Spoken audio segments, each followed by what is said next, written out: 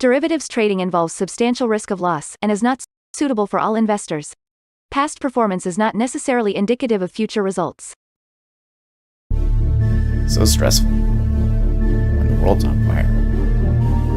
Good God.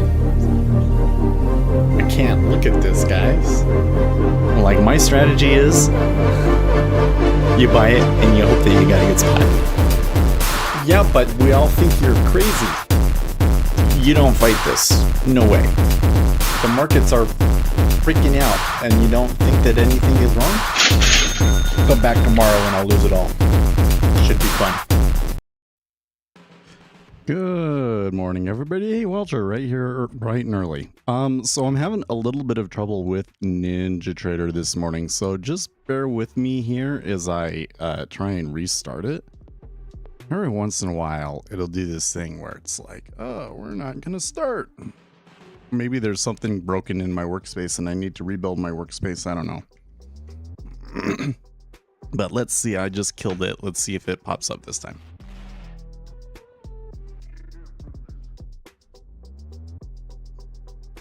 And Octavius is there. Good morning. Wow. You guys are all here bright and early in like the first true day of summer. So like, that's cool. Okay, see, I am not like,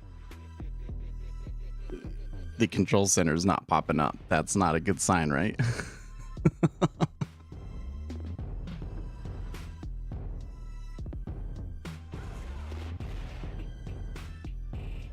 Well, the first thing I'm noting is that we're at 3.77. So we went like what? We're like 7 basis points higher than we were the beginning of Friday. Something like that. See, that should not be taking that long. I'm going to kill it again. Am I just being impatient? I kind of feel like I'm like on the warpath this morning. Like I just feel agitated and like I want to do shit, you know? Yeah, 2-year pushing above 4.5.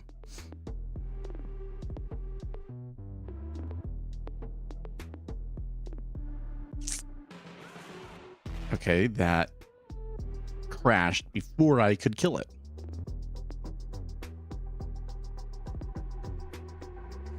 I think this time it may kill the workspace. Let's see.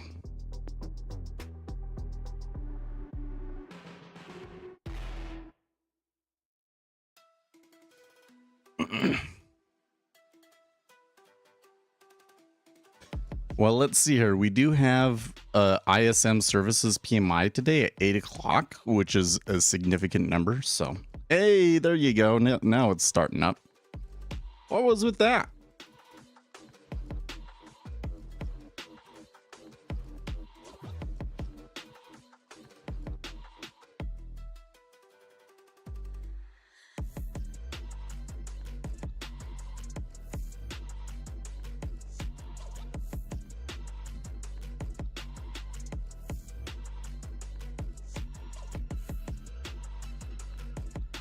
My shirt feels weird on me today. I don't know what's with that.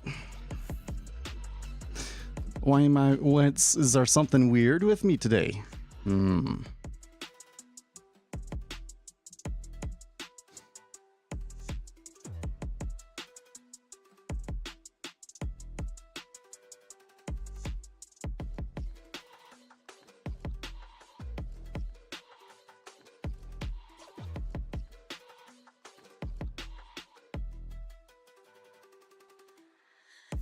Good grief. Okay.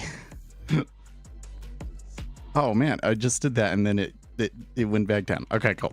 So yeah, on Friday, oh my gosh. Okay, so I'm a little bit mad about it because we had that big down move and then like really big up and then down and then up and then down and I made a little bit down here and then I was like, well, I don't know if it's gonna go any further.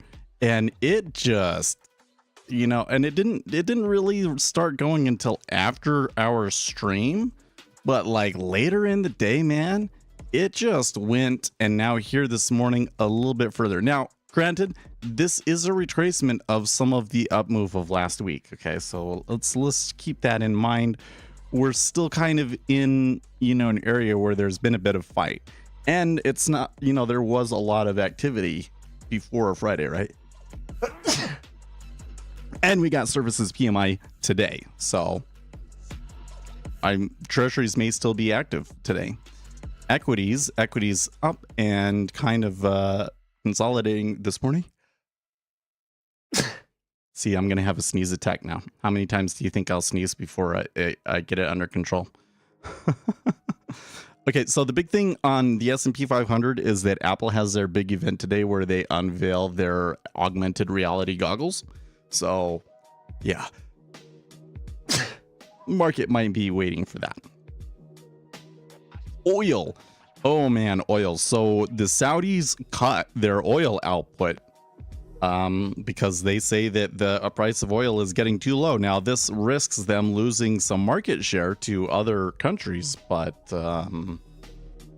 yeah, in the short term, oil spiking all the way up to 75. Natural gas also spiking. And we got silver and gold getting hammered by the higher interest rates. And Kappa also got hammered by the higher interest rates on Friday, but they seem to be recovering this morning. And that, of course, means a somewhat stronger dollar today, although it's not as strong as it was at points last week. And Bitcoin also getting hurt a little bit from this. So I would say that the liquidity is pretty okay here today in the Treasuries. We got 2000s at most levels, and there's a reasonable amount of activity. So it looks like we are going to trade around here today. Mark Sharman from Shang. Wow, really? I didn't, you know what? We used to have a member or two that would view from China, but I haven't heard from them in a long time. I kind of thought that the CCP clamped down on people watching or something. Not that I've been saying anything recently that the CCP would be. Is this the point where I have to start kissing butt to China all the time to? Okay, well, be careful over there. Do you need data from another company to trade Ninja, or can Ninja provide you real-time data? Okay, so the situation with Ninja is kind of weird. So there used to be that Ninja Trader had connectivity to everybody. And the reality is that Ninja Trader still has connectivity to everybody. But what happened was, first they limited it to a multi-broker license. So you only got to everybody, you can use any data feed if you bought the multi-broker license. But then they more recently kind of restricted the multi-broker license. So the multi-broker license doesn't actually give you everybody, right? And then they kind of switched things over so that when Ninja Trader created their own brokerage, you can use Ninja Trader as your brokerage or a few other people. And so the reality is, in practicality, the reason I'm saying this is because the situation for you is going to be a little bit different from the situation for me. I kind of have a little workaround to be able to use Ninja Trader with my Rhythmic data, but I can't use the newest versions of Ninja Trader with that workaround, right? So the long and short of it is, if you are opening a new brokerage account, you're just starting out and you want to go with Ninja Trader, you're going to be using Ninja Trader brokerage, and you're going to be using CQG Continuum as your data provider.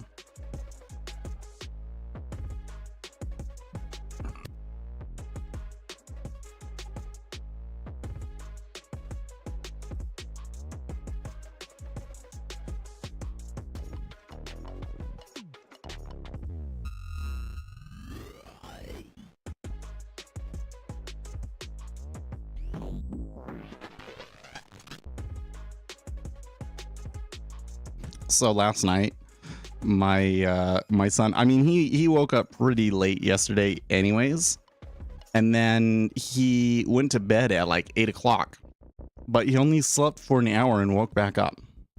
And then he was awake until 5 o'clock. And my wife says that she didn't get to sleep until 5 o'clock. So, yeah, that's not working. So I'm sitting here going like, well, the problem is that you're letting him sleep in too late. And you're not forcing him to take a nap early enough in the day if he still takes naps. Although maybe he's just too old to take naps now, I don't know.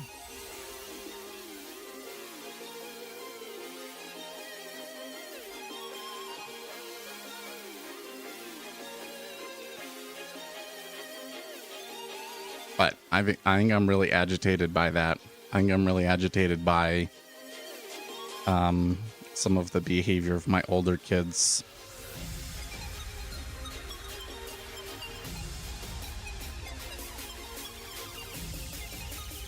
I don't know why all of a sudden this morning it bothers me, but yeah. Can I so the thing is that the older kid is still trying to sneak around. And I think that it's gonna have to be like turn into well, I don't know. I don't know what I'm gonna have to do. There's gonna have to be some talking to again.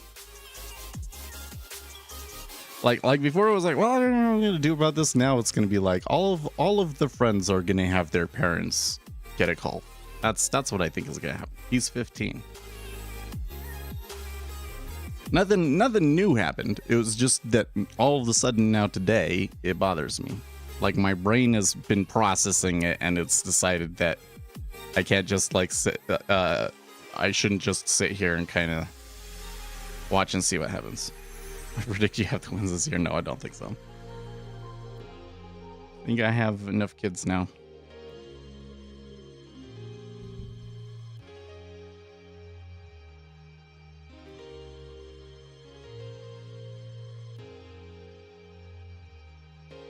Like, I'm thinking it's going to take some research, but would you faint? I would be really surprised if that happened, yeah.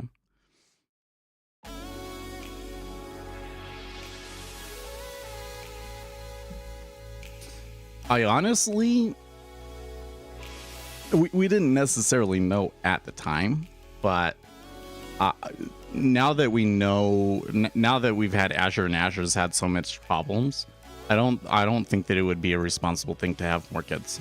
And not necessarily because I'd be concerned that I'd have other kids with the same problems, like I'd have another autistic kid, but that like I'm gonna have to give so much attention to him that I can't take on another kid, you know? So I think 5 is it.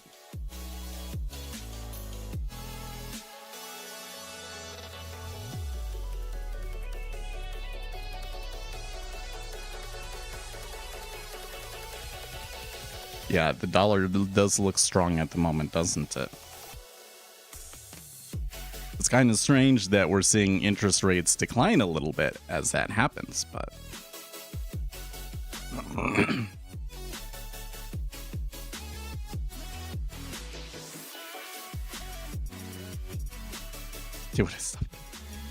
well, for me it's 2. It's just that there was 3 before me.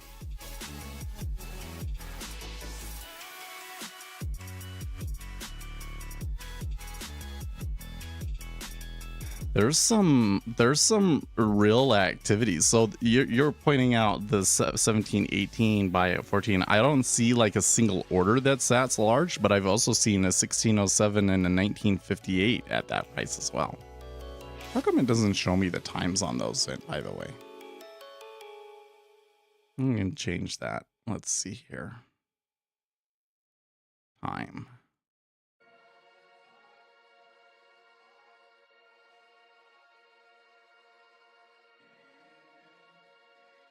Anyways, I think part of the problem with the kid not going to sleep, see, I have all these thoughts, right? I think part of the problem is that like mom, she goes to bed late, so she wants to sleep in. So of course she lets him sleep in when he really needs to wake up at 7:30. And she doesn't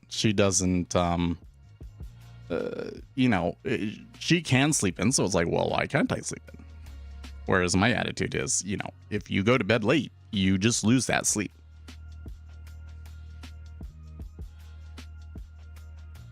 So, which means that today, I don't think that I can just like straight up go up there in an hour and wake him up, right? But I'll wake him up when I'm done with the stream and take charge, I guess. Because she's too nice.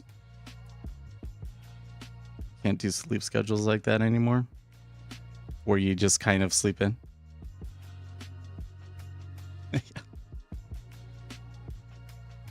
Well, it's just like,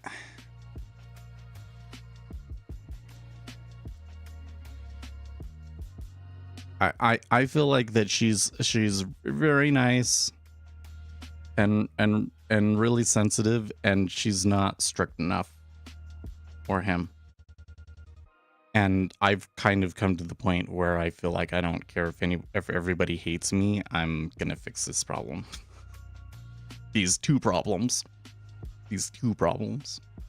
So my thinking on problem number 2 is, you can't have anybody over unless I've spoken to their parents. You can't, and I'm not gonna okay you hanging out with anybody unless I've spoken to their parents. I think that should be the new rule, because this kid is trying to sneak sexual activity behind my back, and of course I know everything that's going on, and I'm not gonna let him think that he's getting away with that stuff. Because like my larger thinking here is that like, if secrets are necessary, there's something wrong, right? So that's where it's like, okay, nobody comes over unless I've spoken to their parents, and by the way, their parents are gonna know. Like if their kid has a secret trans name and their parents don't know, they're going to know after I'm done with them. And if that makes you a social outcast, then great.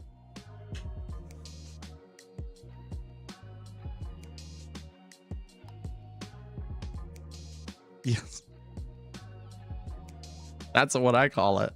I really probably shouldn't call it, but they have like trans names that are not their given names, and I don't know if their parents know.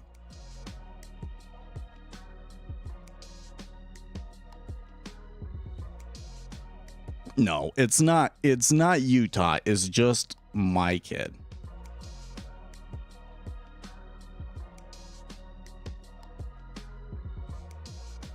So I've told you this story before, but it's been such a long time you probably forgot. Okay. So my wife met her first husband at BYU, and they became like really, really good friends, but he was gay. So, they were just kind of friends. And at some point he decided, like, oh, okay, I can try having a heterosexual relationship, etc., etc. Okay. He had problems, like when he was younger, because he had been abused, and then, anyways, I don't know the details about that, so I won't go into it. But I'll just say that there was a point where he was like living in a, like a, I don't know what you call it. Like, because he has a good relationship with his parents and everything, but like he was state required to live at a place for a while, like a halfway house or something. Yeah, I don't know what you call it, but like when you get in trouble with the law, right? For sexual problems. So anyways, they get married, and then after they get married, he continues to have these kinds of problems, right? The way that it exhibited under the marriage was, he's a pilot, and so he was going and sleeping with gay guys as a pilot and not telling my wife, hiding it from my wife. And one day she felt the need to check his phone and found everything on his phone. Yeah. and so that's why they got divorced. Okay, so like that's the situation. So then after that, he came out. Like she forced him to come out and well, not force him, but I mean once that happened, he stopped being an active Mormon and all of these things and became like open gay, and he went and got remarried to a gay guy. Okay, so my kids, you know, half of the time they're living in a gay house. What I don't know what would you call it, right? Okay, when they live with their dad is gay. He's married to a man, and they often have people living with them that are also like members of the LGBT community, right? And when they're not here, they're like taking them to like the youth pride parade, for instance, right? Okay. So there's this other influence that is not of my own, right? And now the son, now the son is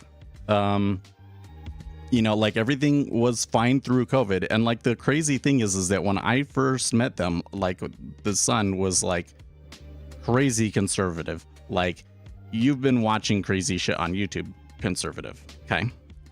Now, after COVID, he went to the LGBT club.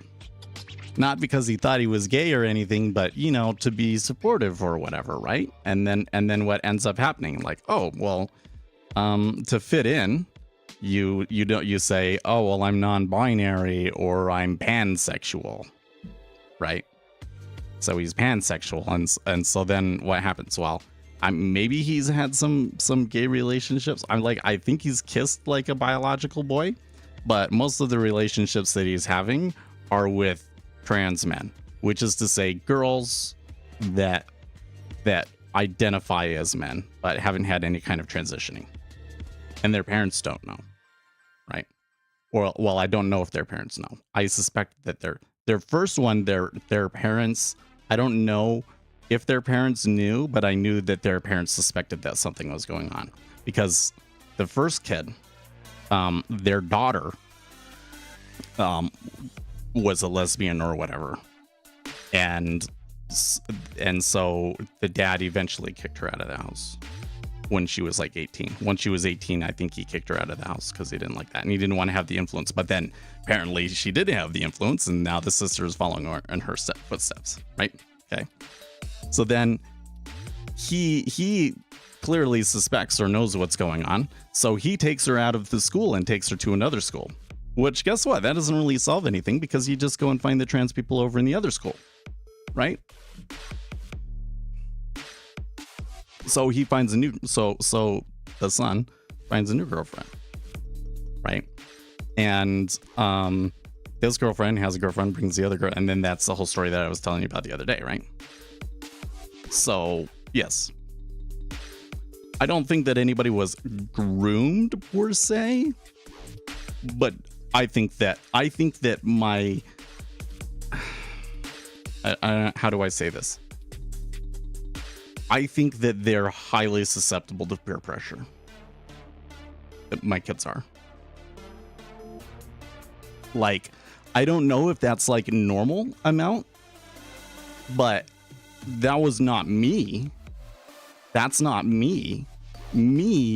If you know, I had my principles set from a very, very early age. I knew what was right and what was wrong, and knew who I was and where I was going. And there was nothing you could possibly do to get me to do something against that. Period. I would rather die. But, you know, I realize now that was probably an ADHD trait. Right?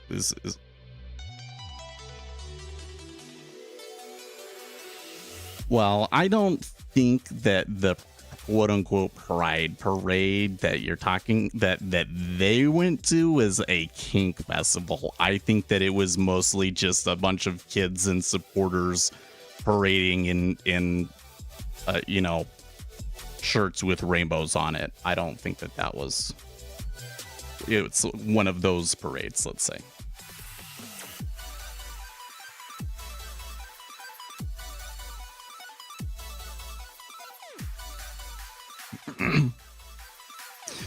but you know, like he's I think that he would say he identifies as pansexual, like he doesn't want to change his gender or anything like that, but he thinks he's pansexual and polyamorous, because like he's now making out with his girlfriend's girlfriend. Clearly he's seen how things go at his dad's house and decided that that's okay. That's an okay way to go. And like that's the thing that's crazy is like the first girl that like schools got changed and everything. She made like she's long after the fact, she said awful things about him that were very obviously not true. Making ridiculous accusations that are just like not believable, right? And he doesn't, he just like gets depressed and is like, you know, why is the world hate me, sort of a thing, instead of thinking, oh, well, if it isn't the consequences of my own actions, you know what I mean?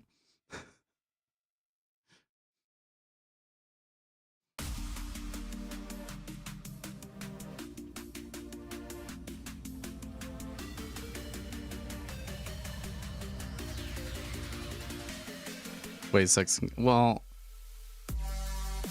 I mean, the thing is that when kids are that age, they're gonna get into sexual things regardless, you know, like people. So I think there is some research to suggest that kinks are developed from some of your first sexual experiences, you know. So like if the first beautiful woman that, or first woman that you ever see that you are like sexually attracted to, you know, the first thing that you see is like really high red heels or something like that, then that kind of becomes your kink, and now all of a sudden you want to be stepped on or something like that, right? So, you know, you can't block them from all things sexual, right? But it also seems to me that adults are pushing dynamics on the kids that are not natural. But like that's the thing, is like nothing is natural either, right? So and this is the thing that I think that the society is behind on. This is the thing that I think the society is behind on. Your brain is a neural network. It grows through experiences. That's experience in the world is the training data set that the brain uses to develop. And our species relies on the parents and the community to help them build that network. But if the parents or the community have problems, then those problems get programmed into the kid's neural network.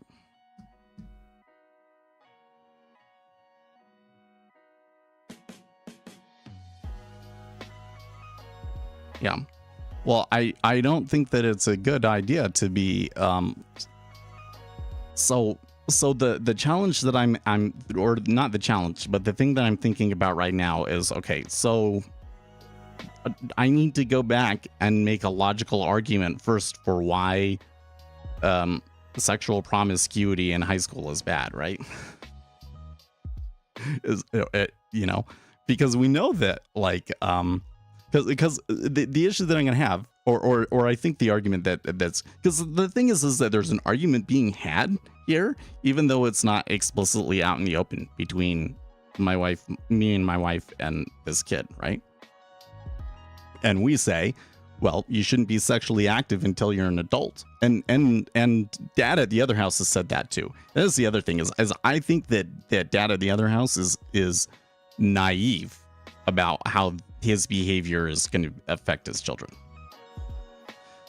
So we say you shouldn't have sex until you're 18.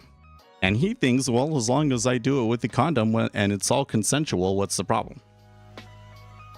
Right? How do you make that argument? I know Ishmael's like, what if I just joined? You know what? There actually is a tie into this for trading. I promise. Like there is something that I'm planning on switching into that makes this all relevant, but we're talking about parenting, right? So anyways, so now I have to go back and I have to be like, okay, like here's all the research about what the risk factors are for children that become sexually active early and why it's bad and things like that. That's great that if you're going to go and have sex that you could do it with a condom, but you really shouldn't be having sex at your age. And if you do this, I'm going to do this. What is this going to involve? Talking to every parent. Yeah. I don't think that your friends want their parents to be told what their trans name is. So better not be friends with those people unless you know you're not going to be hanging out with, or well, and that's the other thing is I think that you're just not allowed to hang out outside of the house now without a chaperone. Go out and play in fields, man. Oh, but you know what? Another thing that I blame this on though is the freaking phones, man. Because the phone allows you exposure to things, right? So your brain is a neural network, and our species relies on the parent teaching the children and training that neural network up. So if there's a problem with the parents or the society, then that could mess up that neural network with the child, right? Well, there are some people out there with problems, right? And we as a society have become non-discerning about it. We've basically said, like, you can look at anything all the time and there's no harm in it. And then what we did is we turned around and we let that loose on our children. And so now our children's neural networks are being programmed by the internet, and there's actually absolutely no control over what's going on the internet, and it's screwing them up. I read this story yesterday, and actually the comments on this on Reddit were actually very encouraging, but there was a town in I think it was Ireland that the whole town said children are not allowed to have cell phones until they are 16. They're not allowed to have smartphones until they are 16. That way, because the issue is if you say no phones until you're 16, everybody else has the phone, they're doing all of their communications and interaction on the phone, then you become the social outcast. So they said, we're just going to ban the phones, and then nobody has to be forced to be the social outcast. Right? Kind of smart, I think, to be honest. Kind of smart. Right? What are their names go like? Yeah. Well, the one is Moss. What was the one before that? Oliver. The one before that, his trans name was Oliver. Moss, yeah. Just like that, I think. See, I'm thinking here like, okay, how do I get contact with that? Well, no, I'm not going to do that. I'm not going to go in. I don't think that I need to go through and be like, okay, going to find the parent's name. We're going to contact the parent, etc., etc. No, we're going to do it like this. We're going to say, I know that you went and instead of going to the Sunday school on Sunday, you went to Walmart and bought condoms. So now nobody is allowed to come over until I've spoken to your parents, and you're not allowed to go anywhere else without a chaperone. And that's the consequence.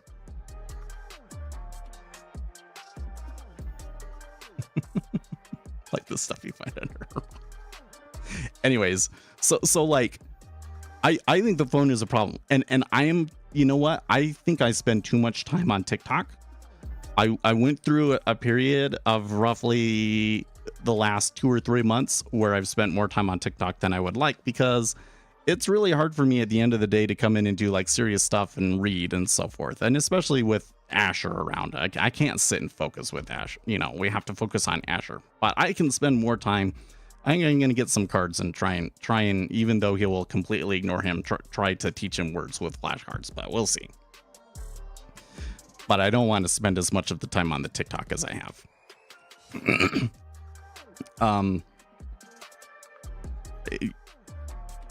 There are real consequences to the phone, and I know it better than anybody because there are a few people alive that have spent more time on the internet than me. Okay, I've been hyper online since home internet was a thing, you know.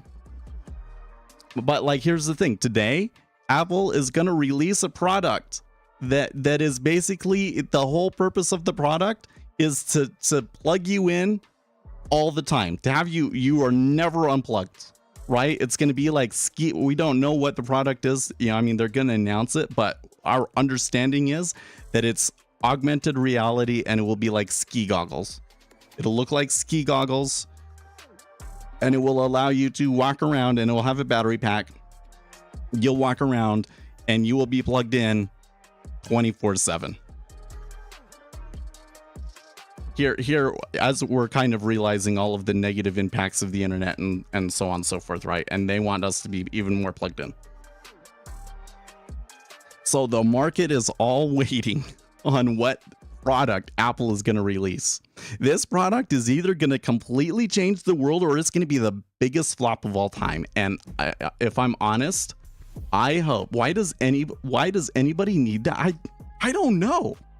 Like, this is the thing. So I can see the benefit of augmented reality for like certain jobs. Like maybe you're on a production line and it can analyze the product in front of you really quick and tell you information. Like I could see a lot of uses in certain jobs and stuff like that.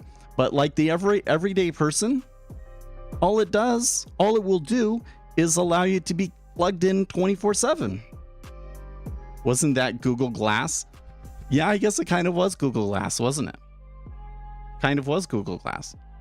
Could be useful for medical applications. Yeah. So that's the thing is Apple is turning it into a consumer device, and realize Apple is not really a technology company, right? Apple is a fashion company that uses technology, right? So they're going to put it out. They're going to try and turn it into a social trend thing that everybody uses this augmented reality stuff. And they're going to want to make it a normal thing for you to be walking around with these effing ski goggles on your face, right? I mean, so like I said, it's either going to be like completely change the society again, just like the iPhone did, or it's going to be the biggest flop of all time. And I pray that it is the biggest flop of all time. And that's why we're talking about all of this. That's why we're talking. I mean, that, and because I'm agitated a little bit about it this morning, right? But because that is like the biggest thing to the markets this morning is how does the event go on this device that Apple is going to release? I wouldn't be surprised if the reaction is positive. So one of the things that makes it really hard in this society right now is that corporations have such a strong control over the media, and they very much will manipulate the media for their promotional purposes, right? So Apple's going to try and make it so that it seems like everybody thinks that this new release is so cool and is such a big deal, right? And then like it comes out and nobody actually uses it. That's the way that these sorts of things go. It's just like with movies, you know, like they say like, oh, everybody's gonna love this movie. Look, the critics all love it, etc. But then nobody actually goes. Like was the Buzz Lightyear movie, right? Oh, the critics all liked it. It was, you know, this is big. No, nobody watched it. It was a complete dismal failure, right? They do that sort of thing to you, right? So I don't know when that event is. Let's look that up.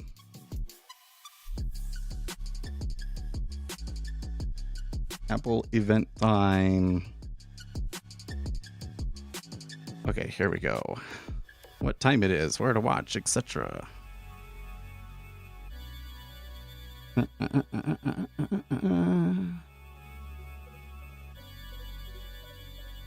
June 5th.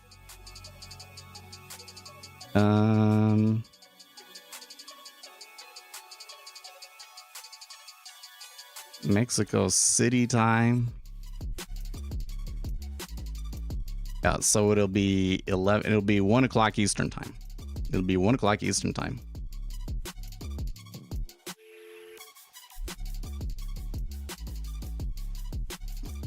Yes, given the fact that it is Apple, the cost of it will probably be like $3K in a mortgage. I believe that the device is expected to be $3,000 to $5,000. Yes. And it has a battery pack too, by the way. So it's like the goggles, and then there's a cord that goes to a battery pack.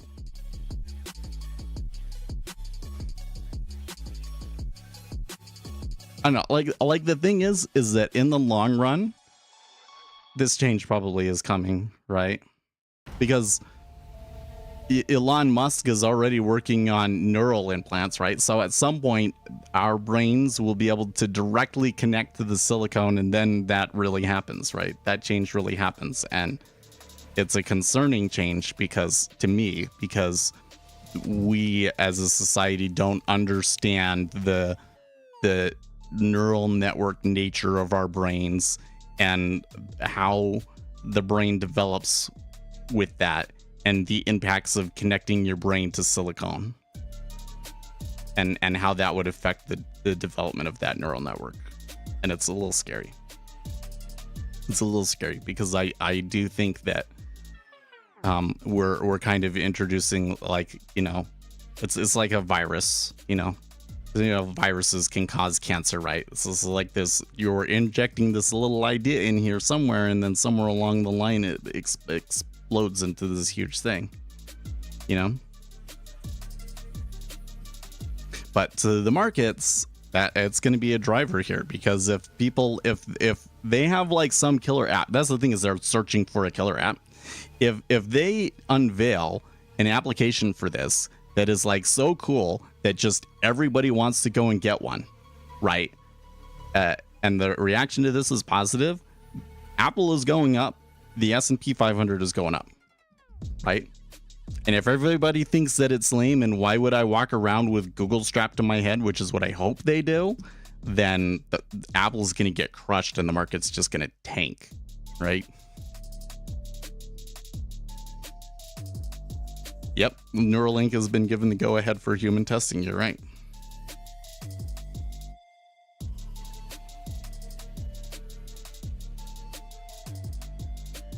I was working on this gate yesterday, and I think I got a sliver. I can like feel it, but I can't see it. I don't think that I could pull it out.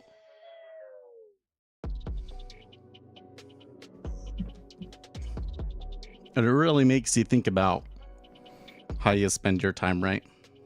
Still doing that? No, I think that the yard work is pretty much done.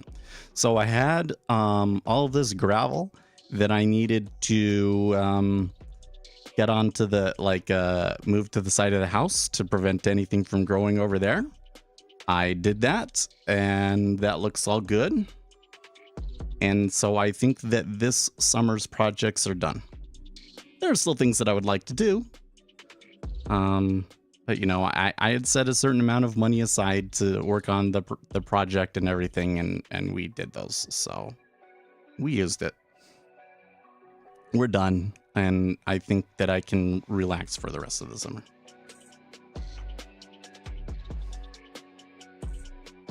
No more big projects, and that will allow me to sit and watch the kids while my wife gardens, because apparently her hobby now is gardening.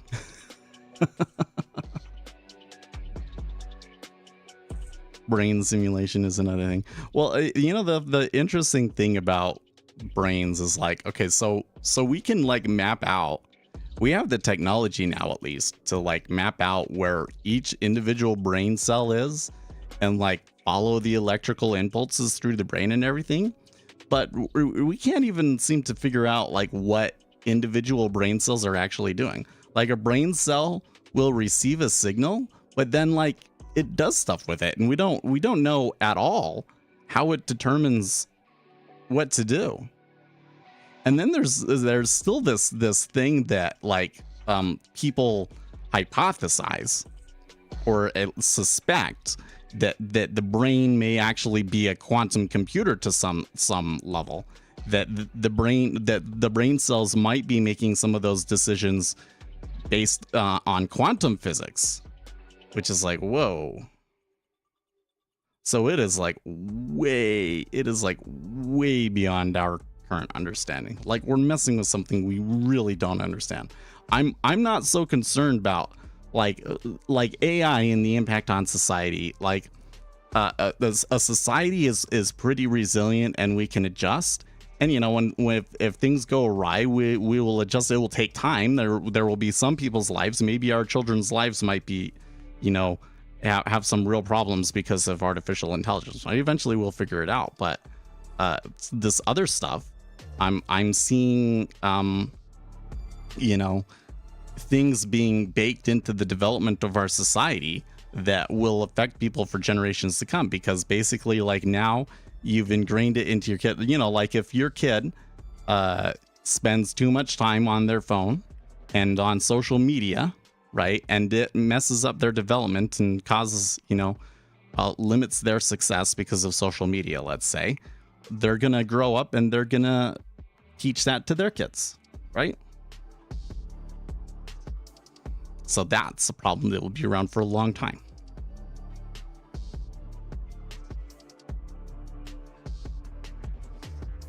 Okay, can you shine some light on one that ISM PMI indexes? Yes.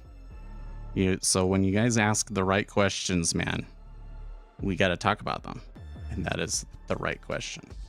Okay.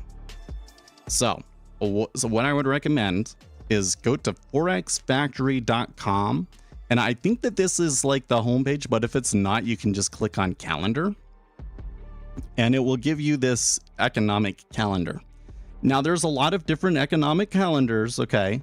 But the reason that I want you to use the Forex Factory one is because it gives you this detail. So if I click this folder icon that says detail, it will give a brief summary of what the report is. Measures a level of diffusion index based on surveyed purchasing managers in the services industry. Okay, so basically you've got, you know, people that their whole job is to like purchase inventory and buy things, or like buy services, right? And then the government will survey these people once a month and ask them what's going on with their business. And based on the answers that they get, they create this number. And the way that the number works is 50 is equal. And so if the number is above 50, then that means that economic activity increased. And if it's below 50, that means that economic activity decreased. Okay. Purchasing managers indexes is a very important economic indicator, particularly in the current environment, because it is such a leading indicator. Okay, this is the first sign that we get in data of changes in economic conditions, right? So last month we had is Lagarde speaking right now? Oh, I don't know. You know what? I don't think I have I think I forgot to turn on my news squawk. You're right. Lagarde should be speaking right now. It doesn't look like she said anything too important yet, though.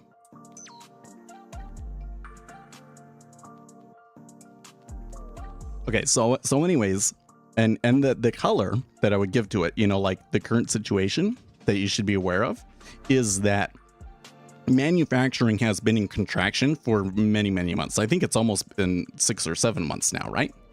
But services has not. So when you're looking at inflation in the economy, the inflation has been coming primarily from the services sector. So if we were to come in today, for instance, and get and I don't have a, let's see, our final services PMI. Oh, okay, so the forecast is for it to be the same as the previous 55.1, but this is a number that can be off by 3 to 5 points. It's possible. So if this number came in at like let's say 52, for instance, that would mean that services is slowing down as well, and that the Federal Reserve will not have to be as aggressive with their tightening, and that they won't have to tighten beyond perhaps the June rate hike. And the market would probably rally on that, right? If it was less than forecast. If it was more than forecast, then that means services is still hot. And the Federal Reserve's attempts to slow the economy down and to slow down inflation aren't doing anything, and they're going to have to be more aggressive, and the market will probably sell on that. Treasuries will sell, equities will sell. So that's how I would approach the PMI. But the key thing was, it's because it's the purchasing managers. These are the people that are like, buying the inventory, the services before it gets to the consumer. It's the most forward leading indicators. One of the most forward leading indicators, which means it's going to give you the earliest idea of economic activity, but it's also going to give you head fakes, right? Yeah. So this goes with anything, especially like when you're looking at a chart, right? The more ahead you are, the more false signals you're going to get. Right? That's the whole thing with technical and like moving averages is you do a moving average. The more samples that you add, so if you're doing a 50-day moving average versus a 200-day moving average, the 200-day moving average will presumably give you less false signals, but it's lagged, right? So the things that you do to make the data series less lagged is going to give you more false signals, right?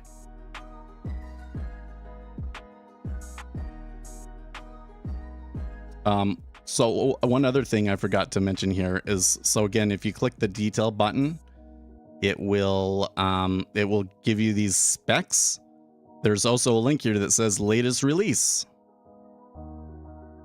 So we want the ISM services PMI. There's the S&P services PMI is kind of like old data. Like you get ISM and then you get S&P. And so like the numbers that the S&P releases are like from several weeks back. So that's why the market cares so much more about the ISM one. Okay. So the ISM one at 8 o'clock is not that we ignore the one at 7:45, but the one at 8 o'clock is the one where you're going to see like the market really pull all of their liquidity and et cetera, et cetera. Anyways, you can click latest release here, right? And it will show you the ISM website where this information is released, and you can like look at the last report, right? Services PMI view report, past month services report, research resource centers data and analytics. Sometimes there is stuff in here about like how their methodology and stuff. So I think one of the most useful things that a beginning trader can do is go to this Forex Factory, pull up all of the major data releases for the month, and go and read the last release, right? Go and read every single one of them.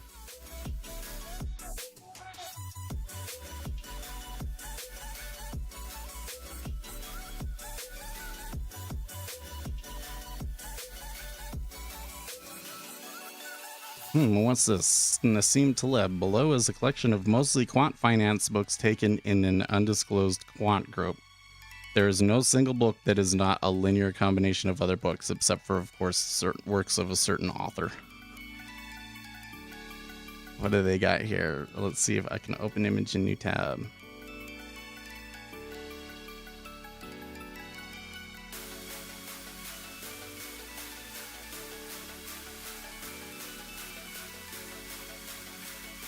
Quantitative finance.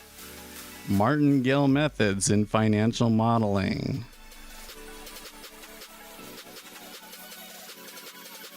Brownian motion. Why stock markets crash?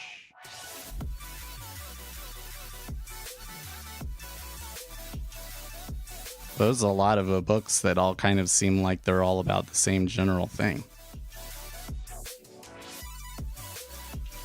No, those aren't the books I have.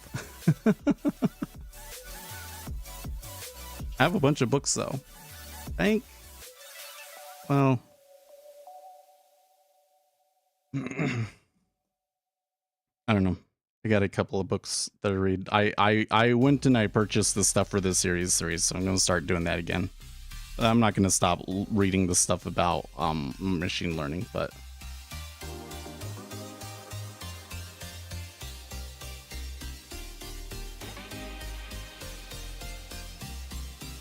have you seen the trading course? What do you mean by that? Which trading course?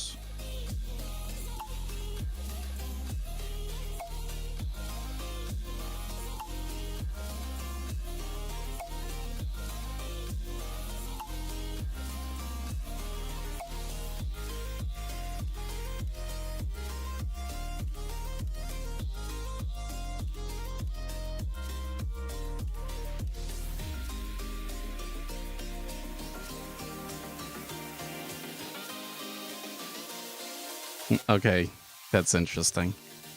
So, I heard a report on the News Squawk saying that in Russia, that the amount of oil that they're loading from the port in May is like the highest it's ever been.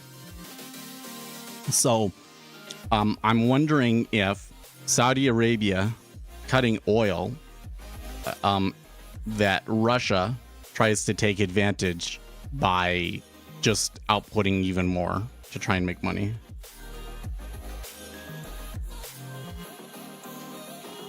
But which trading course are we? Have you seen the trading? Which trading course?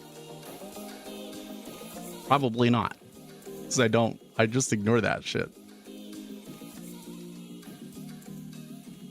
I mean, like I have a set of videos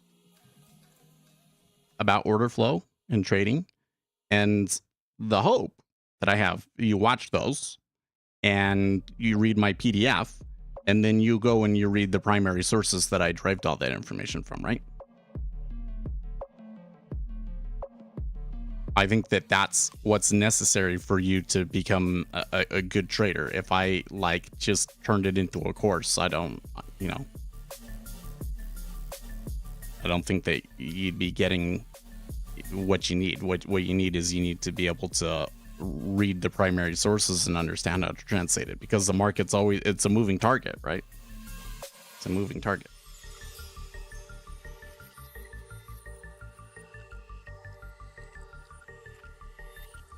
Seven's report research founder on Saudi Arabia's decision to cut oil output by 1 million barrels per day in July. I don't think that this is going to materially change the price of oil. So they must think that it's either not a significant enough change or that other countries will make up the output.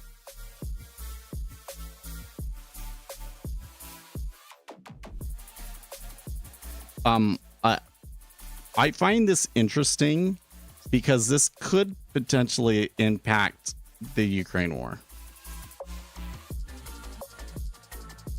Where do I get? So I reference the studies that I'm talking about, right? Like the stuff at the very beginning, it's like, how does the DOM work and everything? That's kind of like information that's everywhere.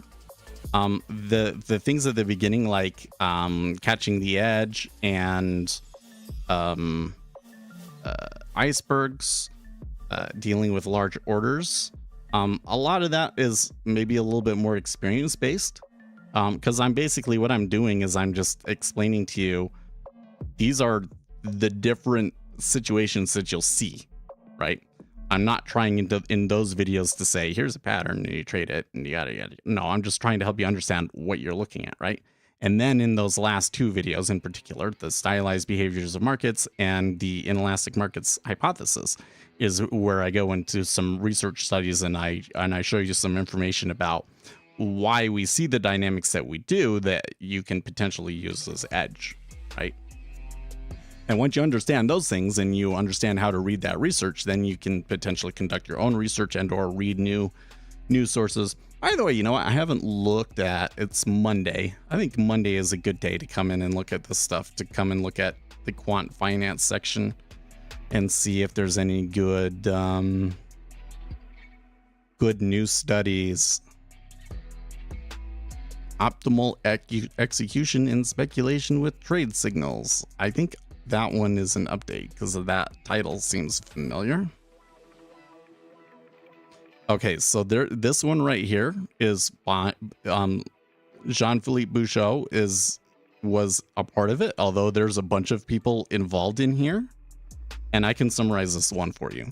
So basically what they did is they ran some sort of a simulated hedge fund like twice, and in one they used optimal execution that assumed linear impacts, and in another one they used optimal execution that used the square root law, right?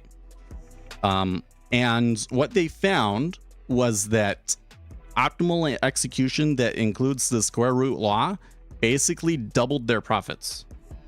Like that execution can lose you half of your profits as a large institution. You know, in case there was any kind of question about, well, you know, like markets follow square root law, but is that really actually significant? Well, for large players, it is very significant. Double, half your profits. Half your profits. Okay, when is cross impact relevant?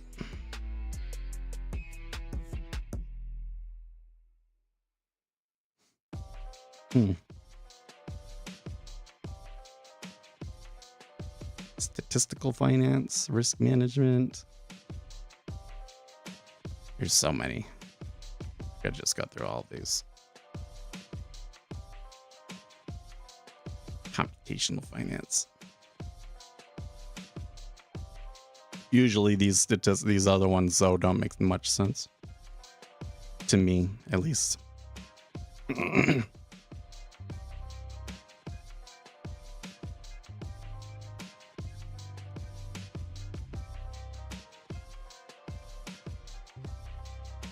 Stock market index prediction using Informer network. We'll look at that.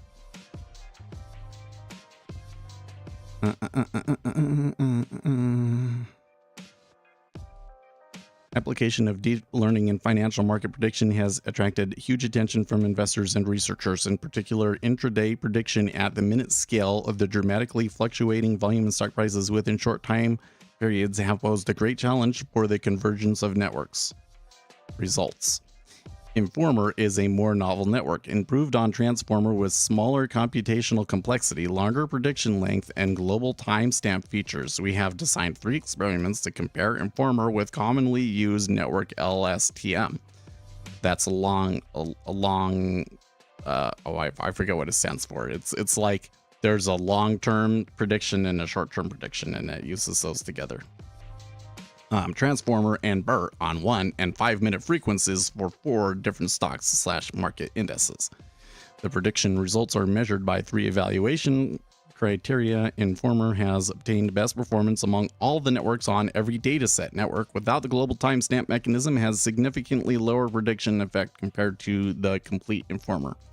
It is evident that this mechanism grants the time series to the characteristics and substantially improves the prediction accuracy of the networks. Finally, Transformer learning capability equipment is conducted. Informer also achieves a good performance. Informer has good robustness and improved performance in market prediction, which can be exactly adapted to real trading. Okay, so they're taking 1 and 5-minute data series and trying to make predictions off of them. That's probably gonna not be good enough for you to make money like just trading that on its own, but it could still be useful. So I'm going to take a look at that one later.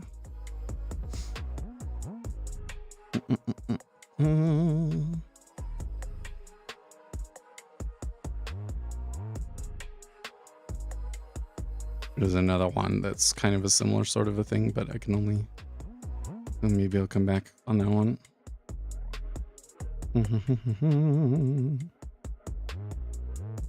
Nothing that interests me on the risk management side.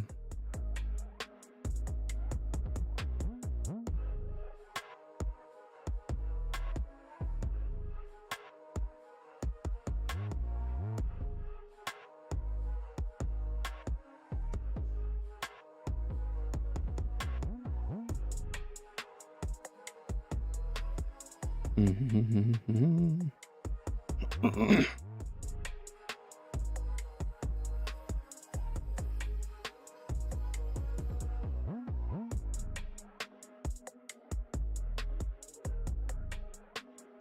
we propose a price impact model where changes in prices are purely driven by the order flow in the market. The stochastic price impact of market orders and the arrival rates of limit and market orders, hold on, are functions of the market liquidity process, which whole reflects the balance of the demand and supply of liquidity. Limit and market orders mutually excite each other so that liquidity is mean reverting. We use the theory of Meyer-Ohlfels to introduce a short-term signal process from which the trader learns about imminent changes in order flow. In this setting, we examine an optimal execution problem and derive the Hamilton-Jacobian-Bellman equation for the value function. The HJB equation is solved numerically, and we illustrate how the trader uses the signal to enhance the performance of execution problems to execute speculative strategies. Okay, I'll read that one later. When is cross-impact relevant? Trading pressure from one asset price can move the price of another, a phenomenon referred to as cross-impact. Using tick-by-tick data spanning 5 years for 500 assets listed in the United States, we identify features that make cross-impact relevant to explain the variance of price returns. We show that price formation occurs endogenously within highly liquid assets. Then trades in these assets influence the prices of less liquid correlated products with an impact velocity constrained by their minimum trading frequency. We investigate the implications of such multidimensional price formation mechanisms on interest rate markets. We find that the 10-year bond future serves as the primary liquidity reservoir, influencing the prices of cash bonds and futures contracts within the interest rate curve. Such behavior challenges the validity of the theory and financial economics that regards long-term rates as agents of anticipations of future short-term rates.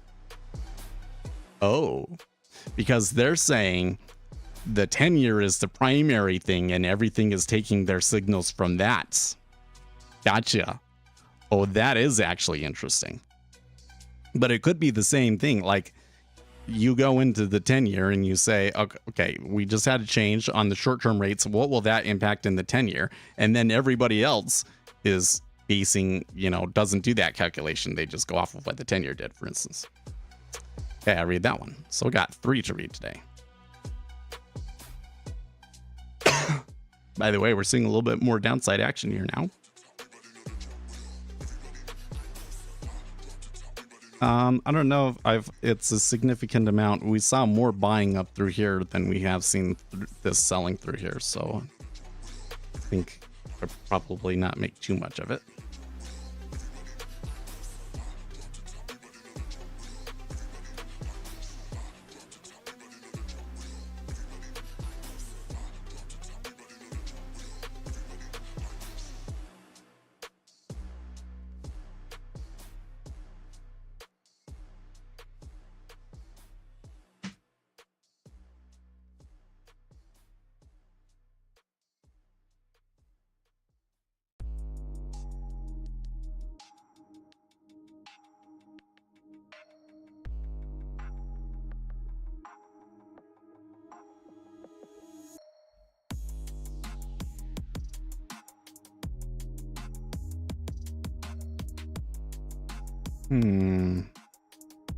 I am starting to see a little bit of activity come. I mean, it has been what, first 2 minutes of the S&P.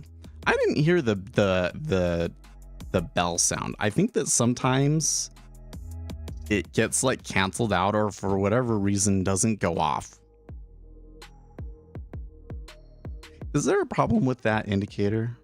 Let's come in and look at that for a second. New editor.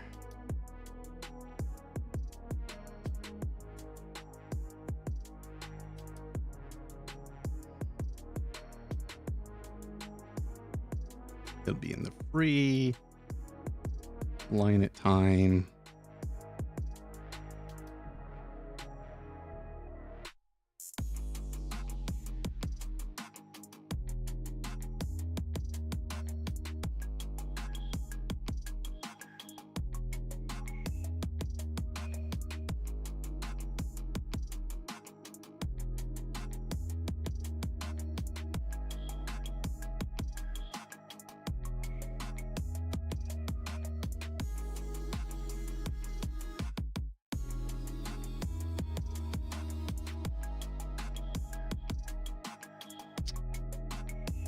And that should play it.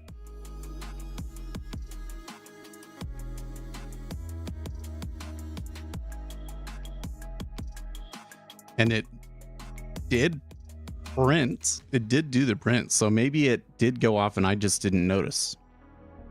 Maybe it did go off and I just didn't notice.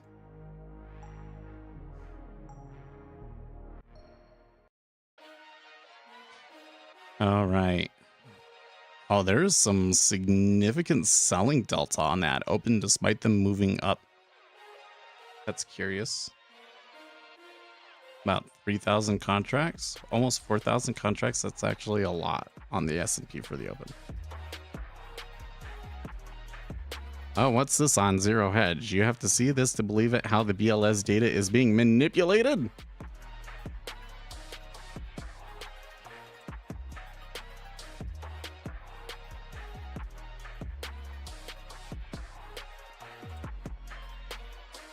Okay, let's read this.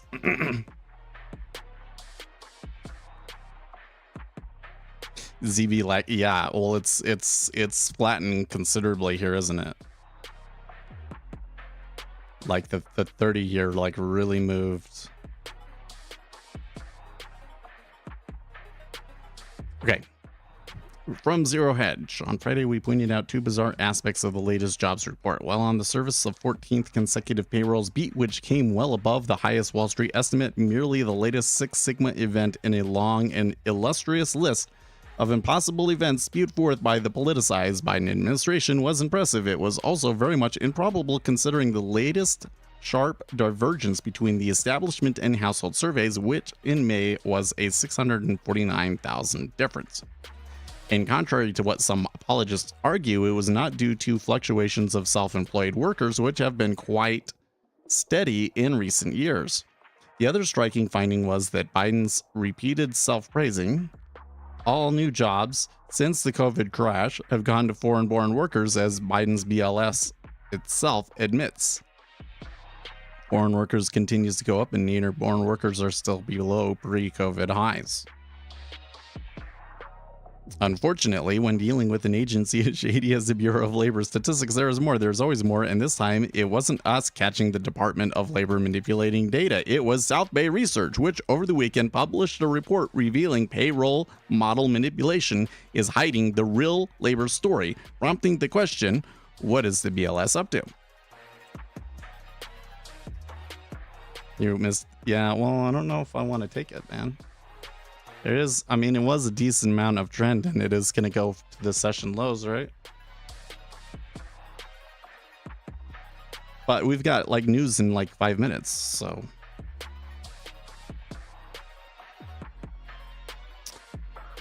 Coming into below, we summarize model mechanics are pumping up payrolls and later dumping them. Payroll run rate is actually 160K to 180K. The 2023 labor story is actually less firing and less hiring, and the real payroll signal points to steady, mild economic growth into the fourth quarter. Coming into quarter one, the economic news was largely negative. Layoffs announcements were rapid, inventories were being cut, and recession fears were being whispered. Not surprisingly, quarter one GDP was a mild 1.3%, but like a calming force, non-farms payrolls were strong. Net result payroll growth justified more rate hikes, except labor was actually not that strong after all, with recent revisions stripped from quarter one payrolls. Would the markets have reacted as positively to rate hikes if they knew payrolls were rapidly unwinding to under 200K?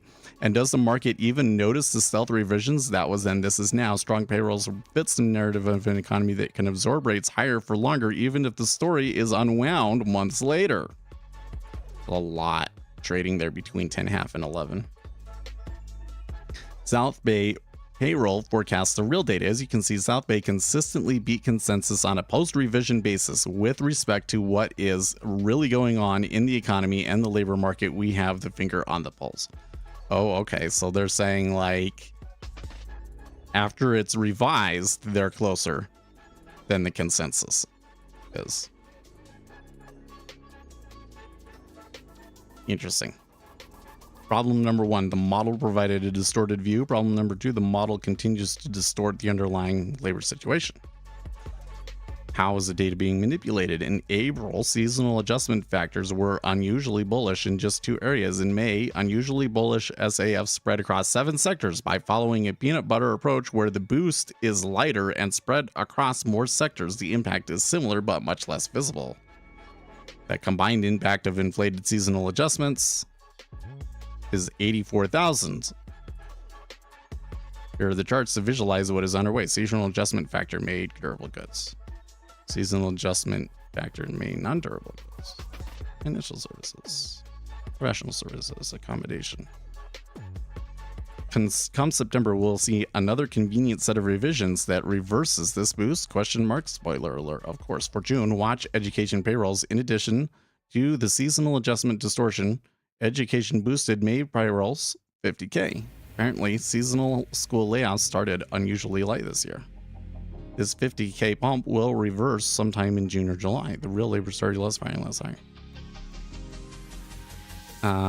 At the beginning of the year, we pointed out that January and February are big layoff months. That means that payroll growth isn't defined by how many people are added. Instead, payroll growth is determined by how much fewer people are fired. At the same time, March forward are months where hiring determines payroll growth. Look what happened. Non-seasonal payrolls in January and February were hot. January seasonal layoffs were the lowest in 13 years since 2012. February was similar to the second hottest non-COVID hiring surge in decades. Non-seasonal payrolls in March and April were very cold, and May was lukewarm. March was 50% of a normal March, and April was 150K lighter than normal. May was the middle of the pack. Confirming these trends, no impulse to fire. January initial jobless claims fell to 194K. Falling impulse to hire, JOLTS job openings dropped 10% in 4 months. So the general takeaway that I'm getting from this is that the revised payroll numbers really don't tell us anything. That we should look at the unadjusted number. We should look at the unadjusted number. Is what it is. Because they're basically saying that the methodology, like they get the raw data. The raw data is okay, but what they do is the way that they revise it is manipulative. I was just looking at ZB. Does it follow ZN and ZF? Yes. Well, so we were just reading a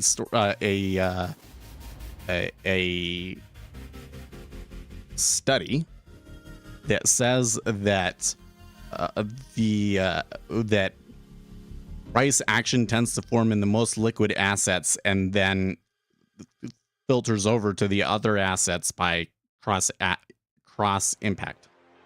impact. So they're saying that if you really you really want to follow the cutting edge, you want to watch the 10-year, and that ZB will kind of follow it. But you know what? I often see the 30-year tick down first, so I don't know. So obviously a little bit more complicated than that, but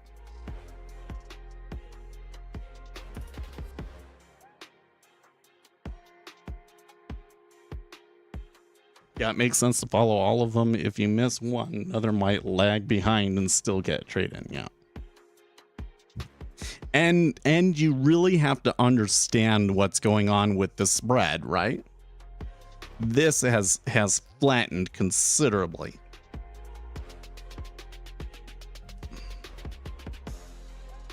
Like the 5 and the 2-year moved down a decent amount there, and the 30-year basically hasn't moved at all.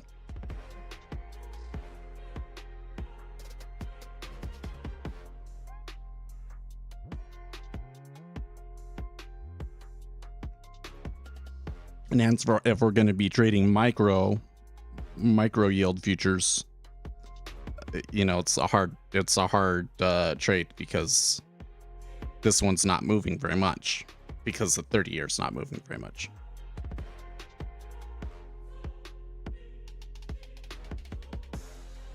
We noticed that when the market reaches its final hours, heavy sales volumes happens in ES, and the next day the price goes up. Is there an explanation for this?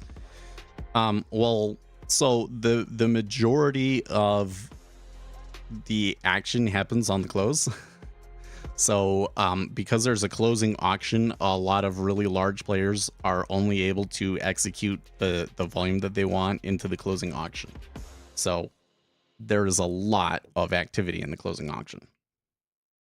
But closing prices can also be manipulated, right? For instance, if I'm a hedge fund, oh, okay, so we're about to have our news. If I'm a hedge fund, and I have options, right? The price of that asset on the close will determine what profits I have in my options, and the mark-to-market profits will affect the amount of available margin that I have the next day. So closing prices are manipulated very much so. So I wouldn't trust them. But for what you're noticing, those are some of the things that we do know that are around this. The specific thing that you're seeing, we would have to do a statistical study to confirm if that's actually true. Another thing is that we know that a large portion of the gains all happen in the overnight session. Okay, so slightly lower than expected, 54.3 versus an expected 54.5. Market doesn't seem to be reacting to it very much. It's probably overall positive, but they are buying a little bit on it.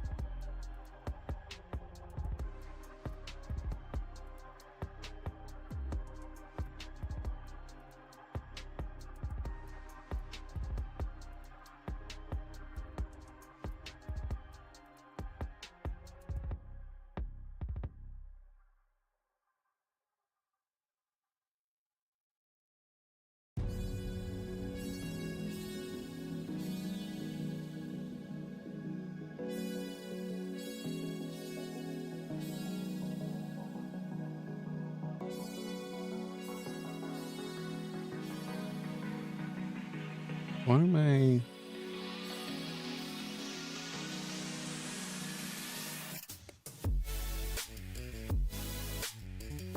I'm just looking over here. I opened up another tab and opened up a website, and I'm like, why did I open up this website?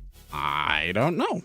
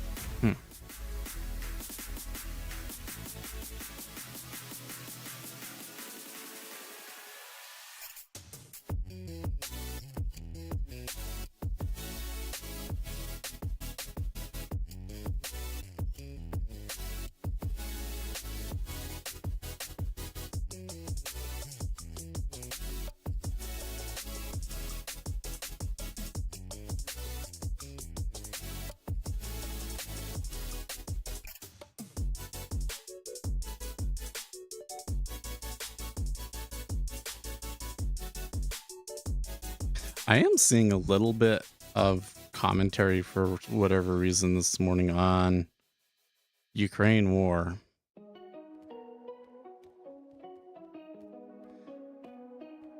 Supposedly, Ukrainian counteroffensive should be coming soon. Like, Ukrainians have been like openly taunting the Russians now. They're saying the counteroffensive has begun. Well, I don't know if that's true, because I haven't seen anything about them actually making moves, but the Ukrainians were talking like that it was imminent.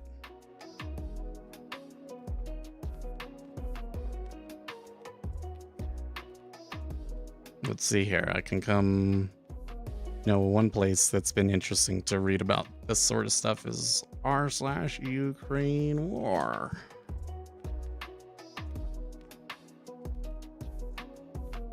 Russia says it thwarted major Ukrainian offensive. Of course.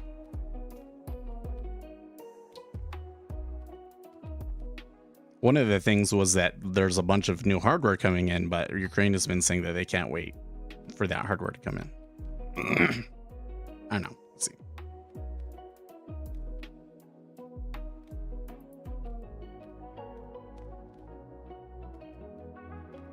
Well, the Treasuries all came back up there after that downside. But I think that was maybe driven by the PMI.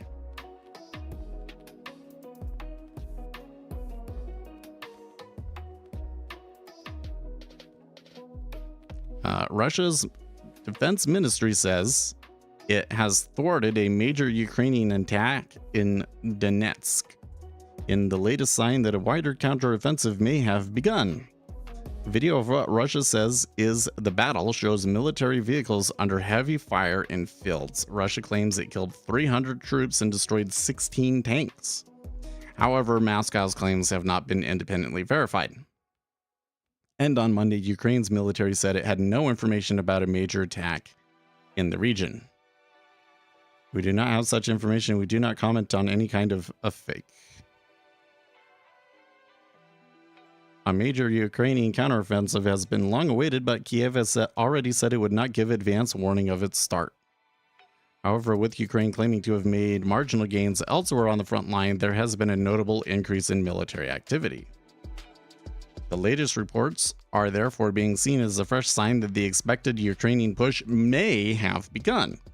The Russian Defense Ministry said Ukraine had launched the large-scale offensive into the Donetsk region on Sunday using 6 mechanized and 2 tank battalions.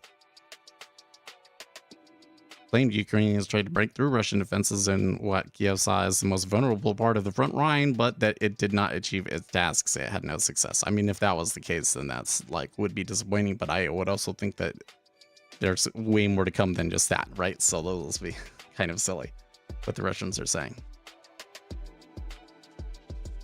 Technically, it's been happening because the shaping operations and probing are initial stages.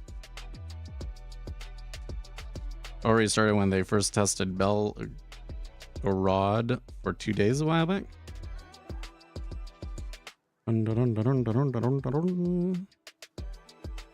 What's this? Plans love silence. There will be no announcement of the start, the defense ministry said in a video posted to Telegram on Sunday. Its footage featured masked and well-armed troops holding their fingers against their lips. Okay. Not really any commentary on that either. It's actually all of the stuff that I see on the Ukraine war is like, oh, am I? Maybe it's Ukraine conflict? That must not be the subreddit.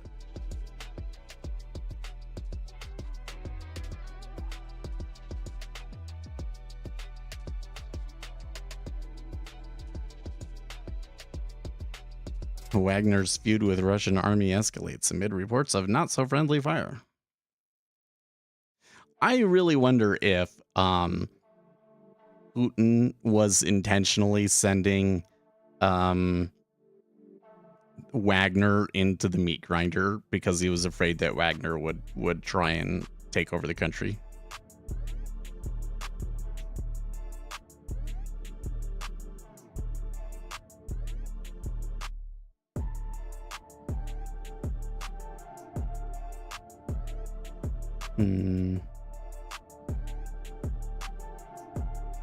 Nikki Haley attacks Donald Trump and Ron DeSantis over Ukraine. Well, finally.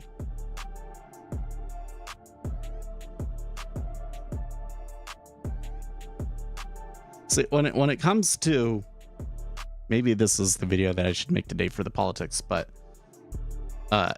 Nikki Haley is kind of, in my opinion, one of the more interesting candidates in the GOP primary right now, because we all know that Donald Trump and Ron DeSantis are the clear front runners. And now that Ron DeSantis has already announced, they're clear. Nikki Haley has also announced a bid.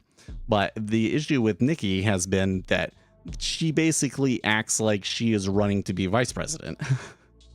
Like that she thinks that Donald Trump is going to win and that she wants Donald Trump to pick her as her vice president. That's the way that she's been running the campaign, which is kind of unfortunate because she is the one candidate that is clearly pro-Ukraine.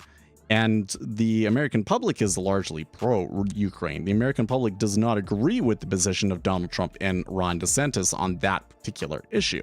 So based on that, you would think that Nikki Haley would maybe actually be able to give them a good run, but then she's not actually running a serious campaign, right?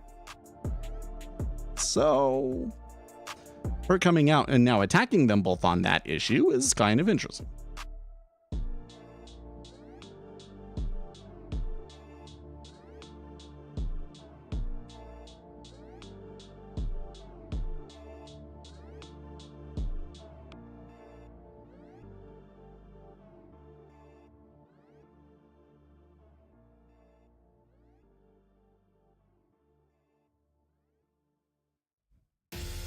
So we did move up here and everything, but again, the deltas on it are pretty tame. I thought the USA was anti-USSR. No, the American public is pro-Ukraine, anti-Russia.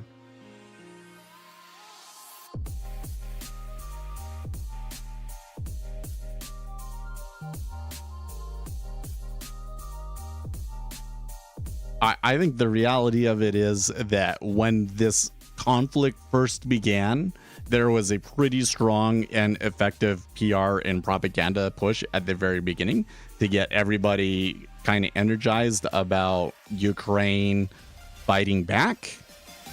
Those efforts were largely successful and created enough support in the West to be able to fund the war and so forth. And since then, the American public has not been bothered too much with the play-by-play, and that allows support to continue to be high.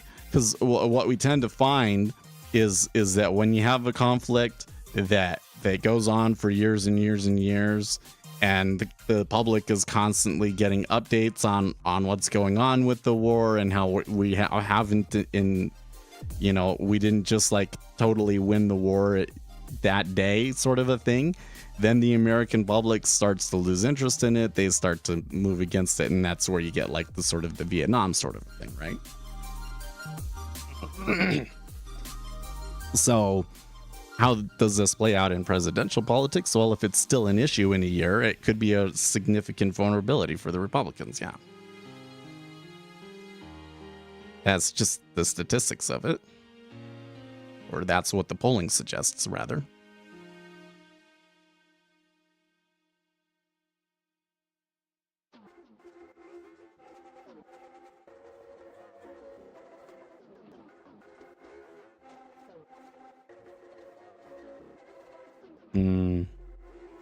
The selling in the spoos is a little concerning to me.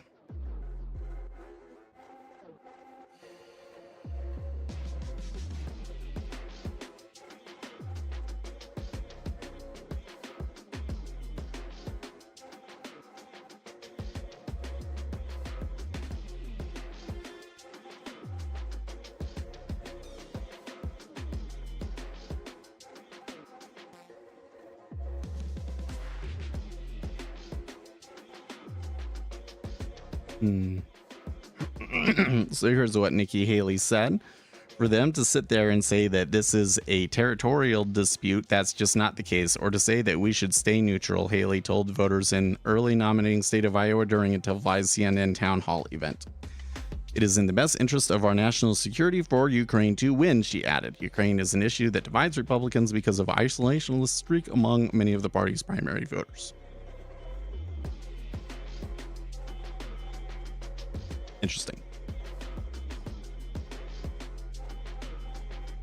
Well, I would say that it's maybe more than a territorial dispute, right? I think that Russia is trying to commit genocide over there, basically. Okay, I'm seeing the bids are a little light. We'll probably start to see here in a second. Yeah. Did you see how as soon as it became T-minus 1 minute that the liquidity pulled?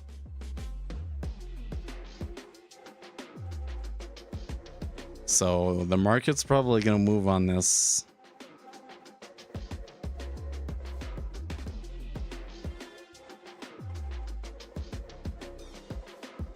My nose is getting itchy again. I hope I don't start sneezing a ton.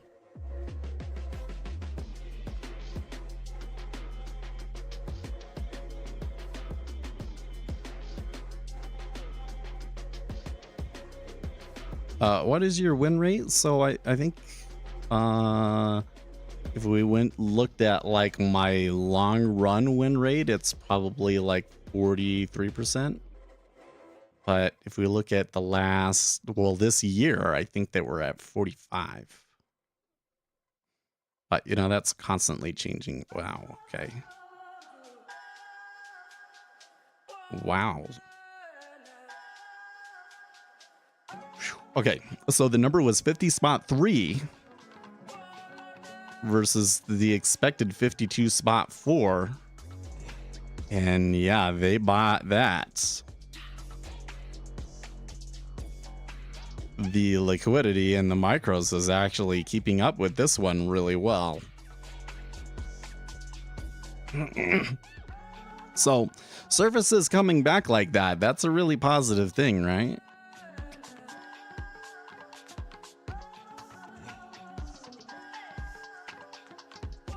Oh, come on. Okay.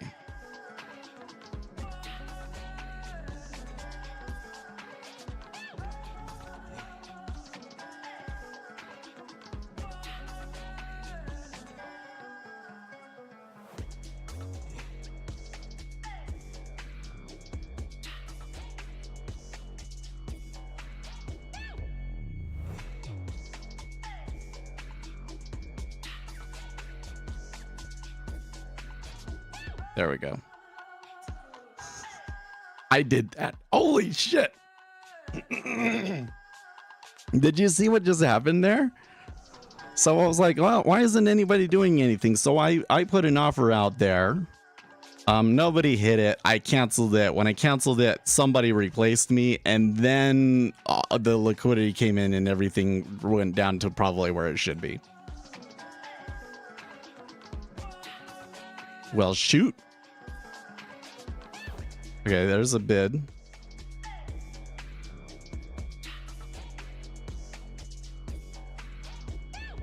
Wow.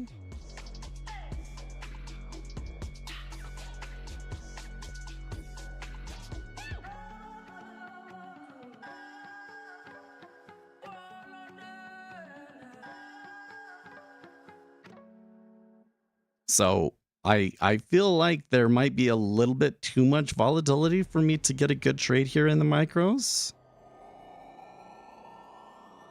Well, the liquidity on the inside is okay.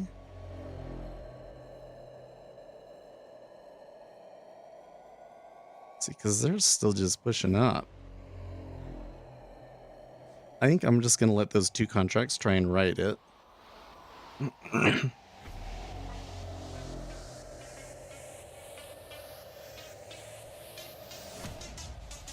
Oh, did Ron DeSantis fall? I think I need to go and use a different glue to stick on those magnets.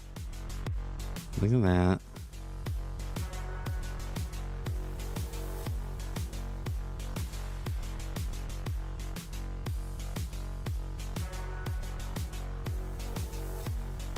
Yeah, there is real buying in this, though.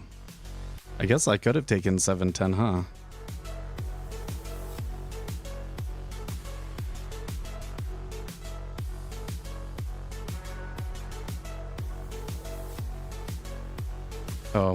Interesting. So I'm seeing some signs of a liquidity hole here. There's just a lot of activity going through still. 5K offer.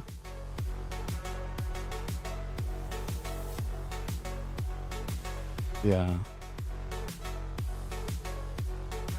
So I'm a little concerned about having to hit into 737.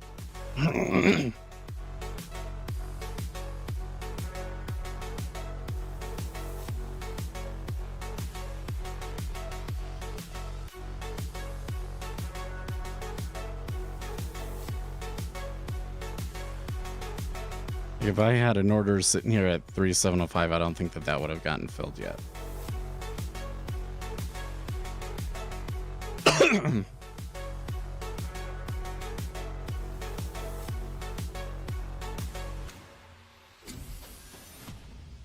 Hmm.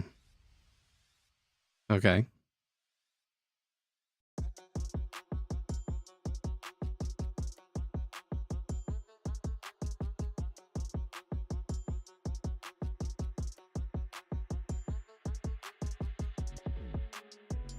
So they're struggling a little bit, but like the flow is still there.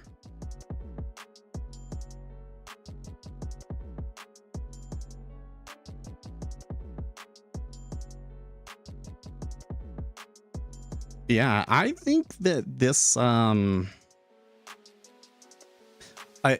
so on Friday, rates moved higher quite a bit, right? That was a really strong jobs number. But again, do we like really believe the jobs number? Well, I think there's a lot of reasons not to. I trust the ISM a lot more, and seeing ISM come down to ISM services PMI, where is it? 50 spot 3 versus an expected 52 spot 4, so just on the edge of possibly turning into a contraction. That I think is more important. So I think that we could potentially retrace a lot of this movement that we saw last Friday. We have already broken the session highs. So like 114.06 half is probably a key location. But hey, it wouldn't surprise me to see 19 half again later this week.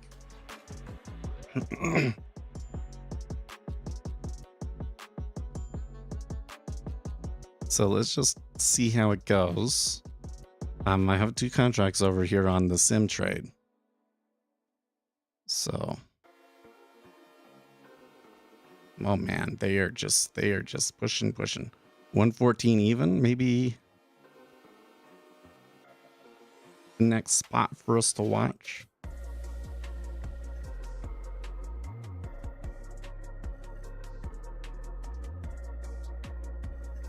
How much volume was behind that too, by the way?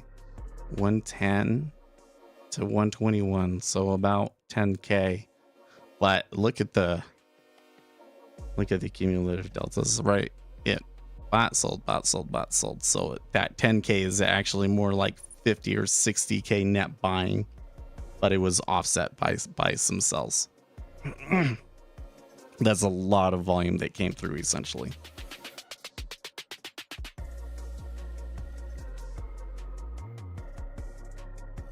Okay, pull back. Where was, okay, it was 27.5 was the spot where there was a bit of liquidity. The pullback right now, I'm not necessarily seeing the accompanying signs of like low liquidity, so it might kind of wiggle around here a lot until there's another large transaction. Although it's possible to revisit 27.5. I hope not, but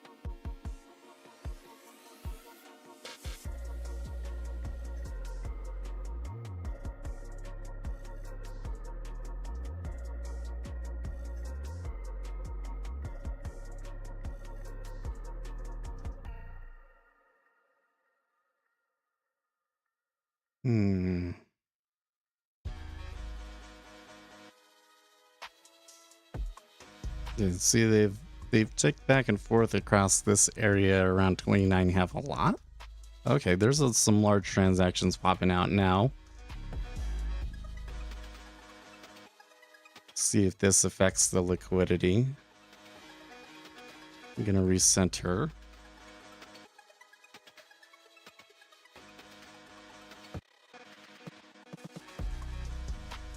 Okay, so they take it off. They take it bid with 2,000.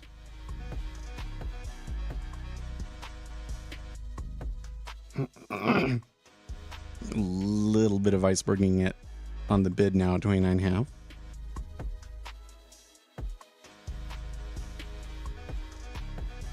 Uptick. Only 121 to take it bid at 30.5.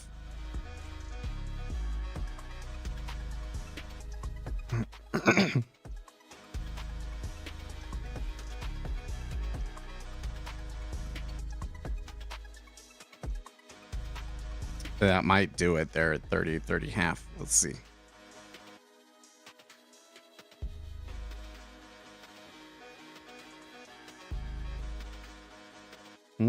It's still a big offer at 30.5.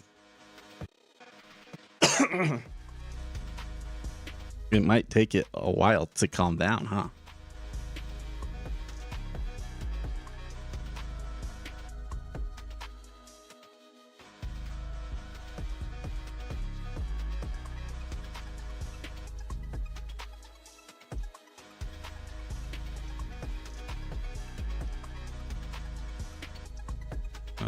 Interesting. When they took it bid at 31, a large bid showed up at 30.5. This is a level break setup right here at 31. I wouldn't say that we're in the situation where you take it every time, but it's probably better than most to take it. Yeah, it looks like you made at least one tick so far. That bid at 31.5 is kind of, you know, with the 114 even right above us, that one would have made sense. But I'm already loaded up enough.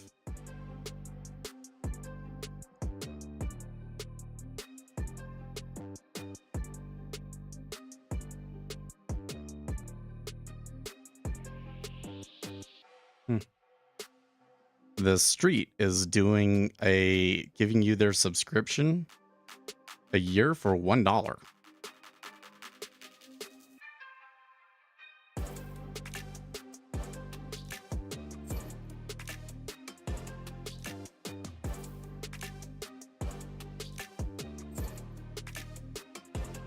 That might be worth it to try if it's $1. How much is it after that, though? So have we seen? Yeah, we have seen some go off at 114 even. I'd like to see like a big old 5K traded there, though. Like there's always going to be a monster amount traded at an even number like that. By the way, what's the yield curve doing? Oh yeah, the spreads, especially the 5 and 30-year spread, steepened considerably.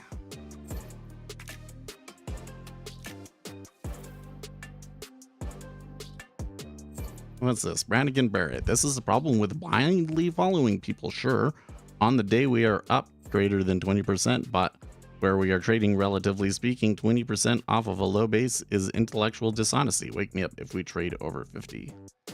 On what asset though is this? I cannot tell.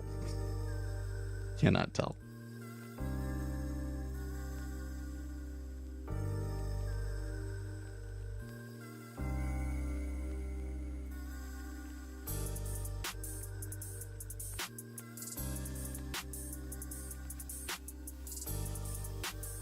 PZ1 commodity. I still don't know what that is.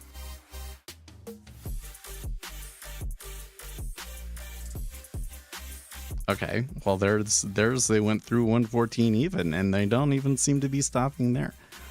And only 14.16 traded there. That's a little unusual. And they're extending. Oh wow. Oh wow.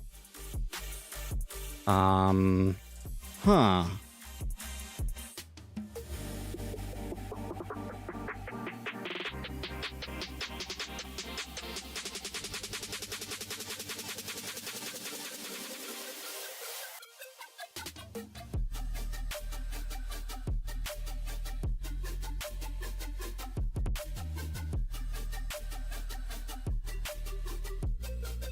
Okay, I just took a profits there on my sim, or not on my sim. That was my live trade. 23. I might have wanted to wait a little bit for that, but I saw a little bit of pushback. I'm also going to take a contract off right here. Why am I telling you what I'm doing? I'm supposed to try and keep you on your feet. I did see like a quick 3,000 trade, a bit of quick movement there. I'm a little concerned about their ability to maintain this trend here, so that's why I'm taking it off. Because we should start to see that impact kind of like limit the upside here now. Now, that doesn't mean that there's not going to be a leg later. And there could be a little bounce. Like oftentimes when I get out, they will just smash it a little bit higher just to make me look stupid, right? But that was a good trade still. 8-3. Yeah, it looks like there was maybe at least a little bit more in it for me. I think I didn't like how I exited there. Like I put the order out and I got filled almost immediately. I don't like that. I'm using limit orders. I'm not going to get in right there at that spot, but this all kind of suggests that this might just keep going.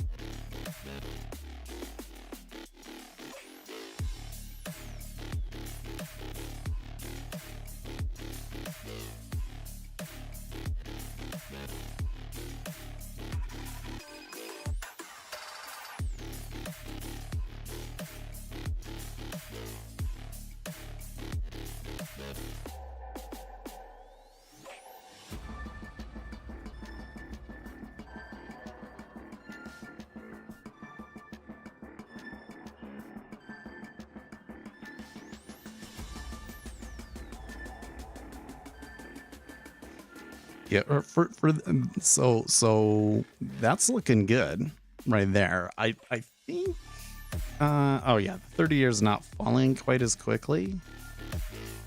But I did get it was 383, so it's about where it is right now. But you could see how, like, look at how much volume is traded up through here. So when we were trading back here, it was kind of slow and go. I was waiting for an area where a lot of volume traded and I wasn't seeing it. And then, I was expecting a big old fat order at 114 even, and it wasn't there. So then we got a rush and it was like really, so that is like a crescendo high right there.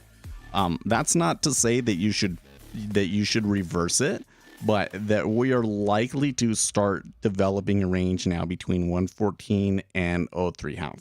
Like that's what the liquidity is.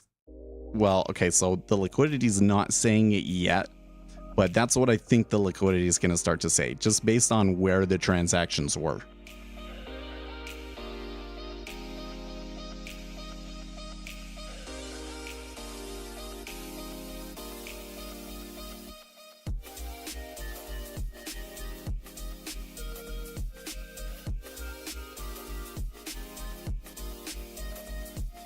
They didn't quite get 06.5, but that was kind of the one spot I was looking at where you might start to see some pushback. Do you think cumulative delta divergence counts as technical analysis or order flow?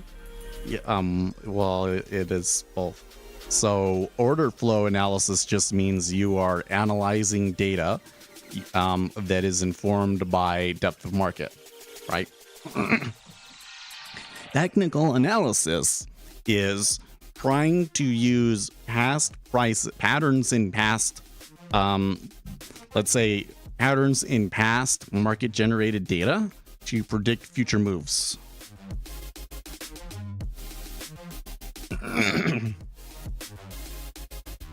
So if you're looking at cumulative delta and you say, when I see price go this way and I see cumulative delta go this way, and that's a divergence, and so I'm going to take a trade, and I take that trade based on like what the trend in price was or something like that, that's technical analysis. Now, here's my own take on cumulative delta divergence. Cumulative delta divergence is a strong signal to not trade, in my opinion. You know, cumulative delta divergences can result in strong moves, but that is an environment where the information that you're getting is not actually being very effective at telling you where it's going to go.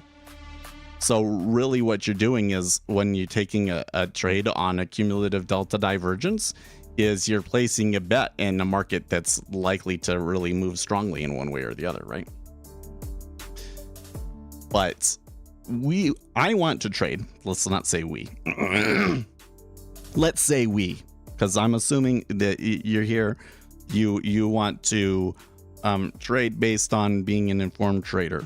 Okay, so not exactly the way that I trade, but some of the same kind of concepts. I think that you want to trade when you know that there are strong meta orders behind you, right? I'm going to get in, and I know that there are going to be meta orders that are going to continue buying this up behind me. In that sort of a situation, you should see cumulative delta and price be very, very well in line with each other. I should sort of point this way. Yep. Cumulative delta and price, you want them to both be going up, right? If I'm buying, I want both price and cumulative delta to be going up, and I want to see that the orders are actually moving price. So if the orders aren't actually moving price, that is not a conducive market to this style of trading, right? That says that something funky is going on, that there's some sort of bizarre hedging options activity that I don't understand, right? So, but what the ideal market for me is when you see strong autocorrelation in cumulative delta, that the cumulative delta just consistently keeps going up and the price just consistently keeps going up. That's the best situation. That's when I want to trade. If they're not doing that, stay out. Well, they may be forming that distribution that I talked about at 01 half. I would say that it's still able to move quite freely in this range.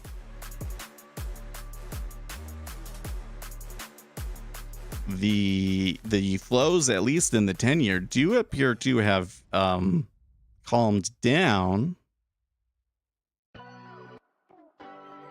I don't think that I can rule anything out, especially with the dollar. So the dollar is kind of one. So you see the dollar came back big time there, right? By the way, how did silver and gold do? Gold is at 1973 right now. It was as high as 1975. Yeah, you cannot trade. Yeah, I'm sorry. Yeah, many people can't trade futures. That's okay. Come to the United States. You know what I need to have a company that I can use to hire y'alls and bring you to the United States.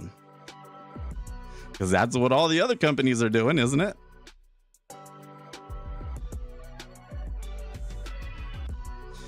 I remember when I was dating in particular, because, you know, I talked to a lot of people. And so some of the people that I spoke to were overseas, although I never took those seriously. But because I was dating so many people in real life every week that, you know, but I was bored and I didn't have a lot to do in the evening. It was just me. So I would talk to people across the seas too. It was really frustrating how hard it was for them, you know, people that really, really, truly wanted to come over here and they couldn't. And I've come across a few of you guys here on the stream too, that not that you're saying that you want to come over to the United States, but you know, like it would be easier for you to trade over here in the United States. And I would love to have you. But certainly, yeah.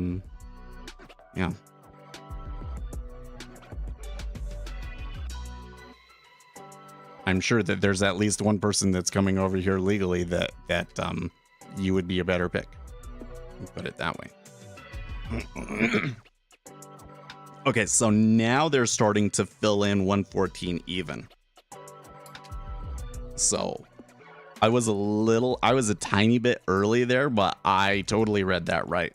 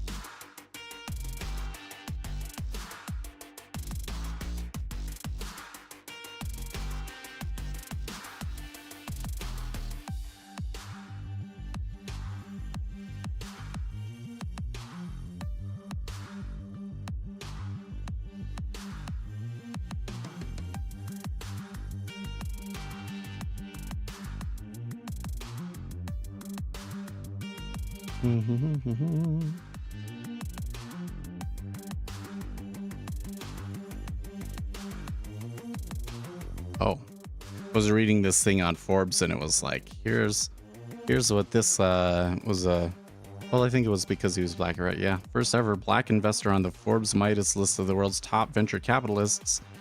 Adhere is looking to generate big impact and profits at, I thought it was base IO, but it's actually base 10.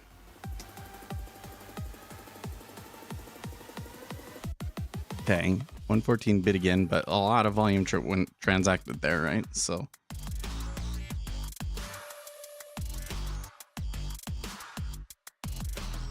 doesn't rule out that it could move more. But I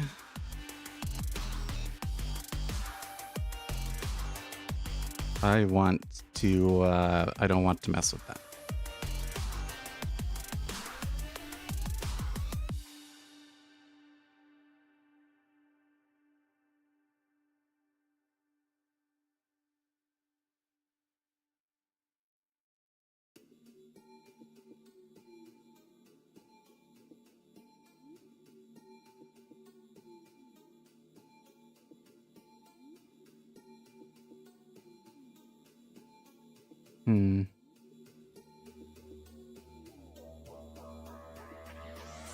Oh, that's interesting. This this news story about this guy is like the first time he's had any kind of real public attention.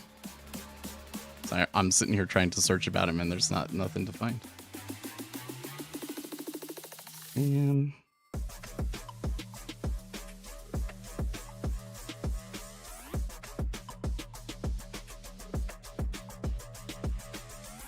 oh, this guy is into DevOps and stuff. I should follow this guy. I'm gonna follow him.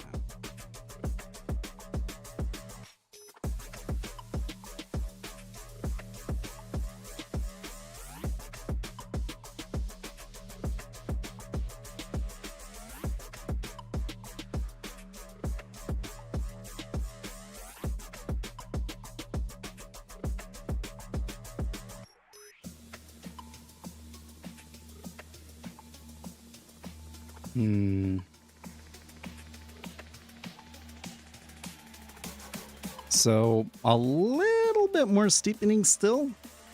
I don't know. So there's been a number of times in the last like what week, 2 weeks where we had a really strong move like this and they reversed significant portions of it.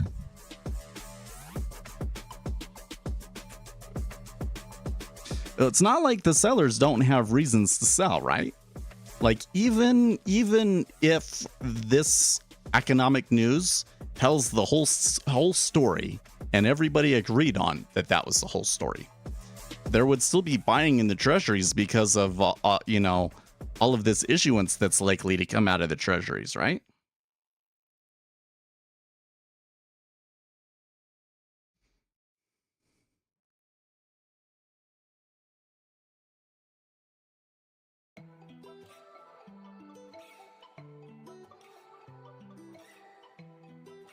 Hmm.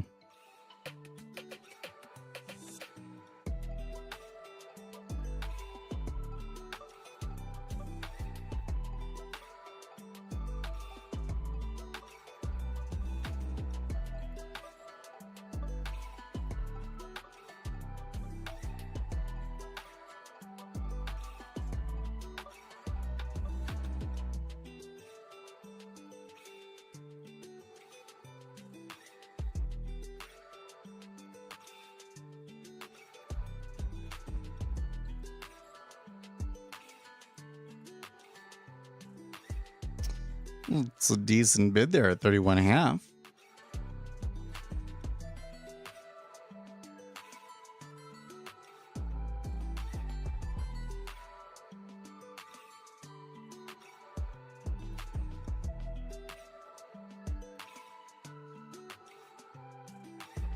S&P 500 still kind of fighting over what is that? The previous day's open?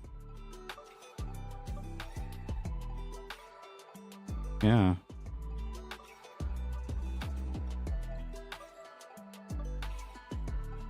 Oh, no. That must be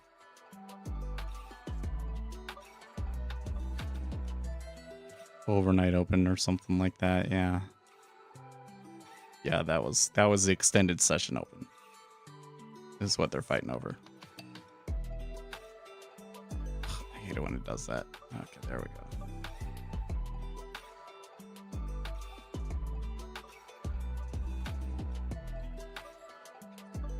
See, even though there was like maybe, so I got 8.3, so there was maybe $5 more in that. I would have lost almost half of my profits now at this point, right? So the read was still a pretty good one.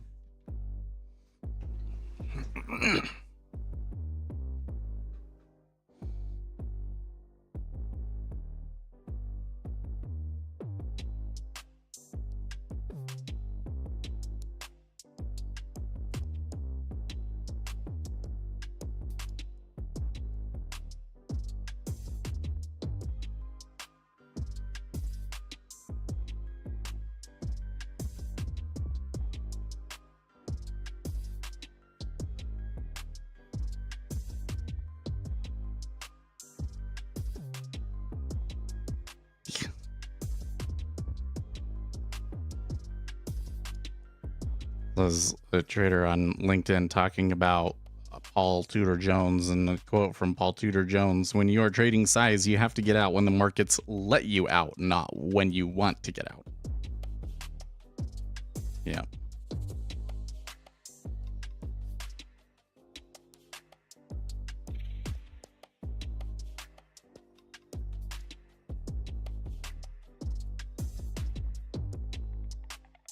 Common mistake is to think of the market as a personal nemesis. The market is totally impersonal. It doesn't care whether you make money or not. When a trader says, I wish, I hope, or I hate, it is engaging in a destructive way of thinking because it takes attention away from the diagnostic process.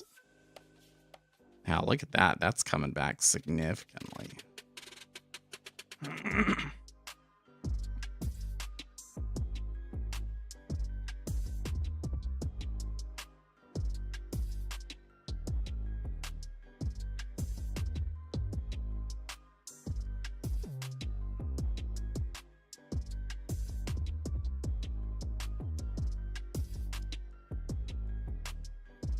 Yeah, the belief that there is a conspiracy in the markets is foolish. The market is bigger than anybody, and sooner or later, it goes to where it wants to go.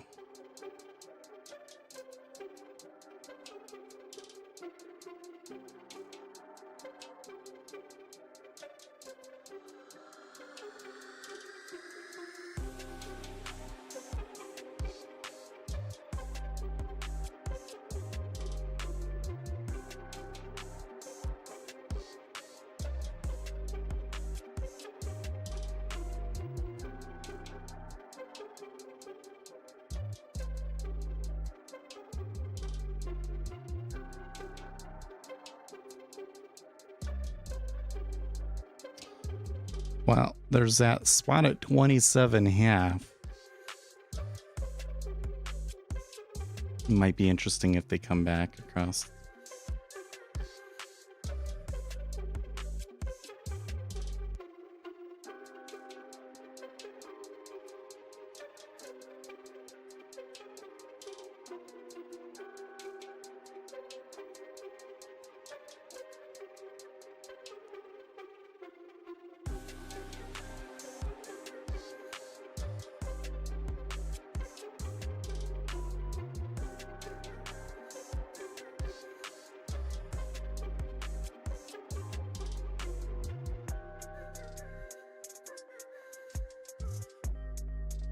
Now that it's coming back up. So it seems still pretty volatile, right? I mean, that's almost 1, 2, 3, 4, 5, 6, 7, 8, 9, 10, 11, 12. 12 ticks off of the high. Like if I had made a trade and made 12 ticks on it in these, I would be really happy with it. Oh, this position is so good. Oh man. I don't know if I want it if it comes all the way back to 21.5 though.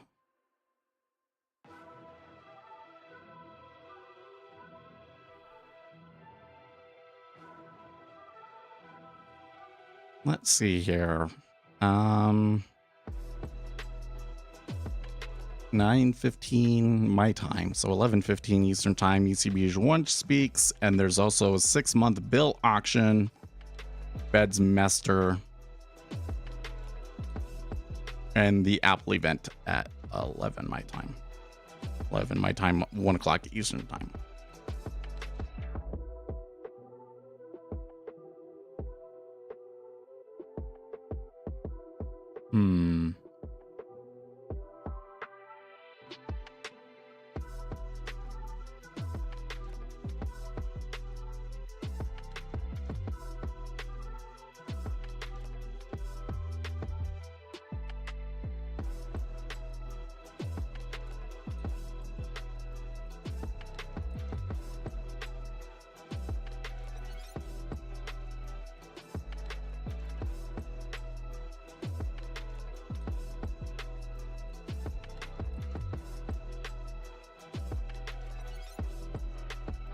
I got a cut on the inside of my cheek. Where does that come from? Kind of hurts.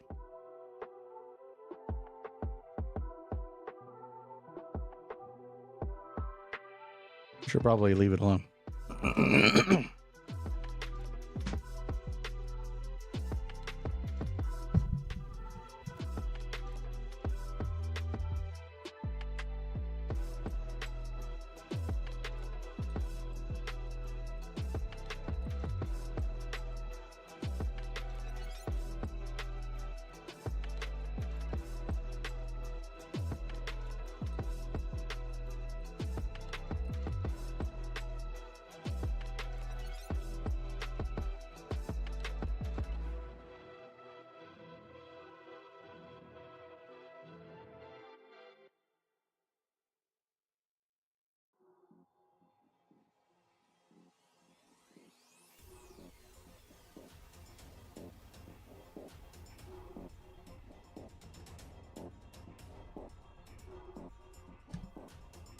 Well,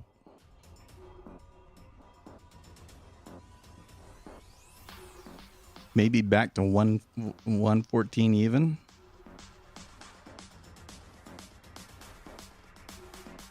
Is neither of those prices point to control yet? Oh yeah, and there's still, wow, 43k depth all the way back at 14.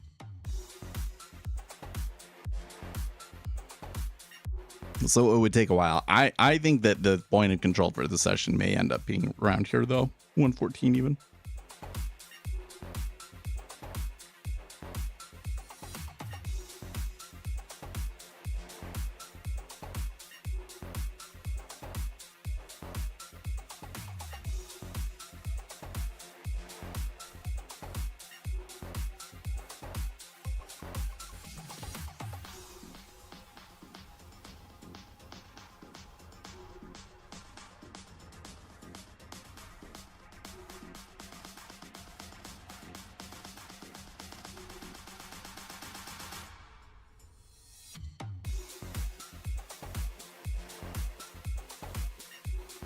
Oops.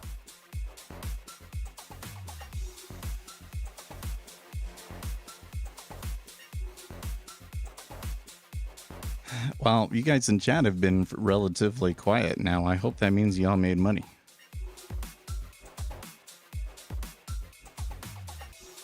That ended up being a pretty big move, though. Well, usually the reason chat gets quiet is because they're all in trades, right? So.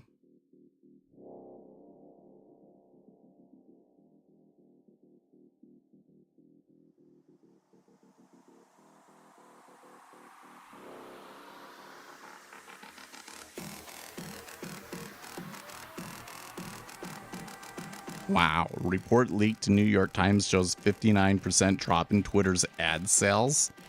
Jeez.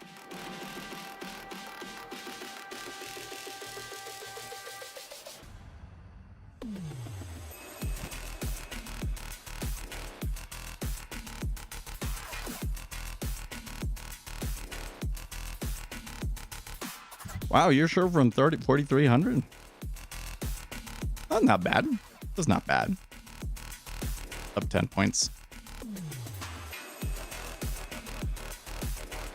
But there's definitely some points like 4,700, I think it is, where there's like some significant shifts in gamma and so forth. Like if the S&P 500 decided to turn into sell mode this week, it could do so like very quickly.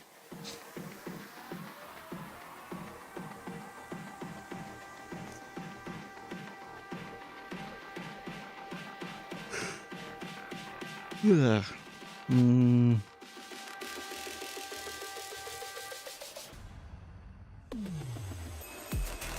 let's read the Zero Hedge story about the services surveys disappoint. In May, employment new orders tumble. Following the decline in manufacturing survey data, both ISM and PMI show in contraction. I think they meant both ISM and S&P. Both surveys were expected to show improvements in May. Comparing the two series shows the growing divergence between services and manufacturing. Under the hood, services employment dropped into contraction as new orders and prices paid slipped lower. Here's what Chris Williamson, chief business economist at S&P Global Market Intelligence, said. The U.S. continued to see a two-speed economy in May, with the sluggishness of the manufacturing sector contrasting with a resurgent services sector. Businesses in sectors such as travel, tourism, recreation, and leisure are enjoying a mini post-pandemic boom as spending is switched from goods to services. However, just as demand has moved from goods to services, so have inflationary pressures. While goods price inflation has fallen dramatically in May to register only a marginal increase, prices charged for services continue to rise sharply. Although down considerably on last year's peaks, the services sector inflation remains higher than at any time in the survey's 10-year history prior to the pandemic, bolstered by a combination of surging demand and a lack of operating capacity, the latter in part driven by labor shortages. However, while rejuvenated service providers will make hay in the summer season, the weakness of manufacturing raises concerns about the economy's resilience later in the year, when the headwind of higher interest rates and the increased cost of living is likely to exert a greater toll on spending. Finally, we note that the S&P Global US Composite PMI Output Index posted 54.3 in May, up 53.4 in April, to signal the fastest expansion in business activity for just over a year. The survey's data are indicative of GDP growing at an annualized rate of just over 2%, and an upturn in business expectations points to growth remaining robust as we head further into the summer. So that's interesting, because the data that we got from services all that caused the Treasury market to buy, but Zero Hedge is saying that growth is pretty good. That's That's interesting. Why am I yawning? Man. Wake up, Seth.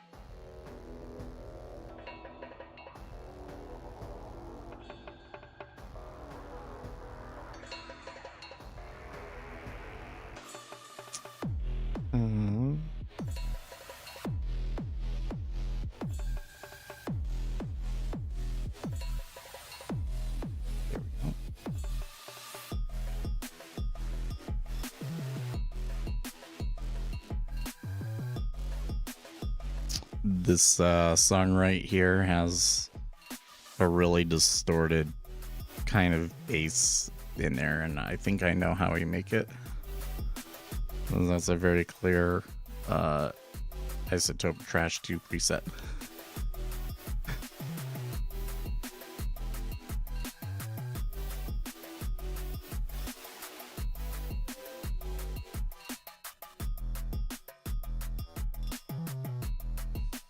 Well, they're back down to the low end of that range. Curious.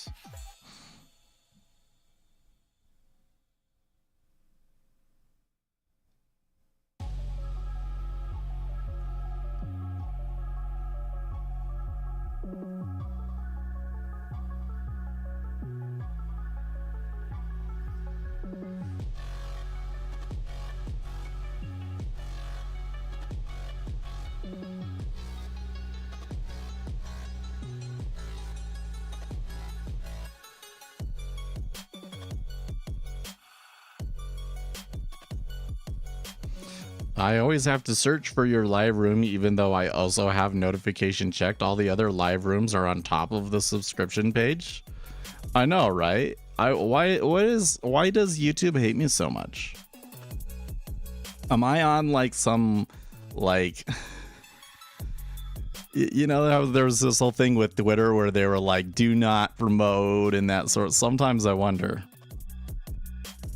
because I think that the number of concurrent viewers that I get, you know, beyond like the 16 to 24 that we usually get, to get above that, it's going to be coming from people coming over from YouTube. And for whatever reason, YouTube has decided to not show me, to show other people.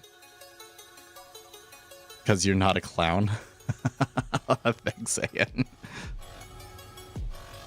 It does seem like that some of the people that are at the top are clowns sometimes. Sure.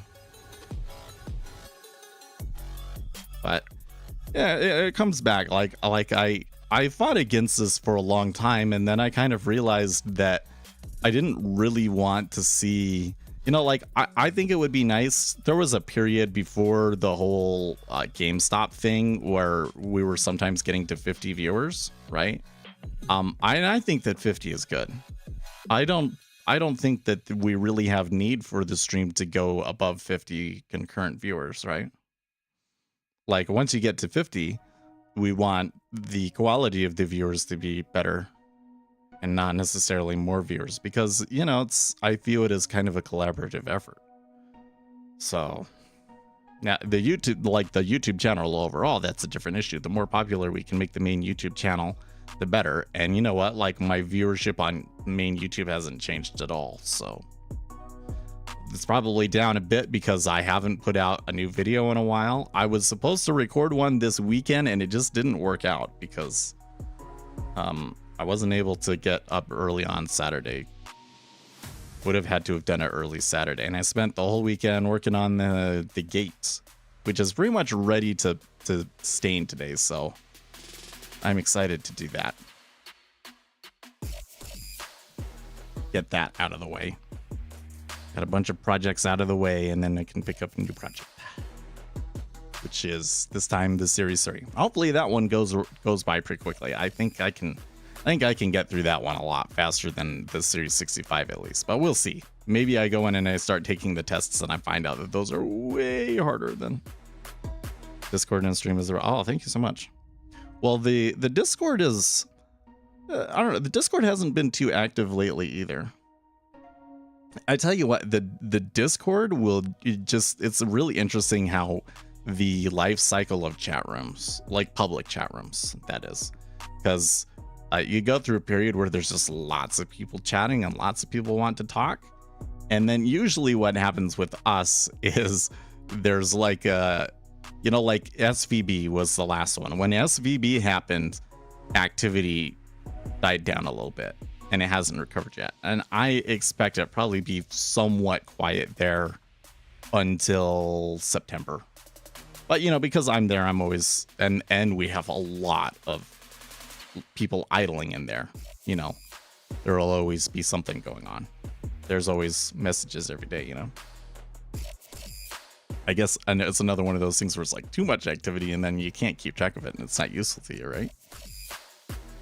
But if you haven't watched the videos, if you haven't watched like my order flow video series, especially those later videos in it, that's where the good stuff is. That and the learning channel on the Discord. There's so many good links in that.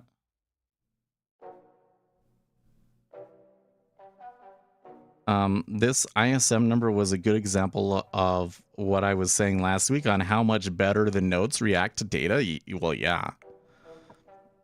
Or at least lately the Treasuries have been very sensitive to it, and the S&P has not. I'm not going to say it's always like that, but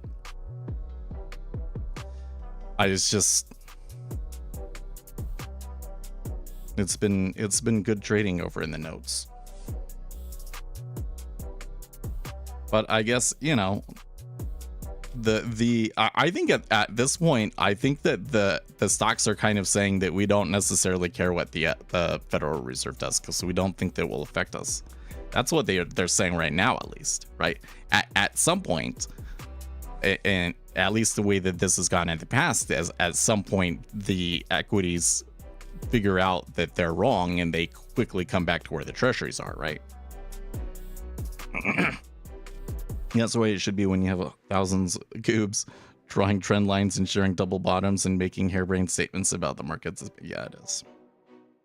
I mean, I want to come in and like always make bold predictions about what the market's going to do, right? So I think when you start out doing this, because here's the thing, I didn't start doing this like, oh, I want to become a YouTube influencer. Let's become a YouTube influencer in the area of financial markets, because I've seen a lot of people that have done that. Like, especially on TikTok, there's a bunch of people that are just like, I'm going to become an expert in the financial markets. I don't know shit about anything right now, but we're going to learn it together. And then they attract these huge followings because they're good looking or whatever the deal is, right? And that's not how it worked with me. The way it happened for me was there was a trading contest where you just recorded video for your trade journal. So I started out as a trade journal. I got a bunch of subscribers from that, and people wanted me to keep posting the videos, so I did it. And then eventually we were able to do live streams, and the first live stream I did was when Bitcoin went live, so lots of people wanted to watch that. And we had like 5,000 live stream viewers at one point, which is kind of crazy to look at. This was like 22. The first stream was the biggest one I ever had. And it just has kind of kept going, and it's been its own thing. And like, as I've learned stuff from the stream, I go back and I make videos. Eventually I came to a point where it's like, well, let's learn how to make videos and take advantage of it. And so now I've become like a full-blown YouTuber, right? So when you're doing this, I think it's easy to think, if I make this really bold prediction and then I end up being the one that's right and everybody else is wrong, and then I can run around and shout that from the rooftops, and everybody will come and follow me, right? And what I've found is that nobody gives a shit.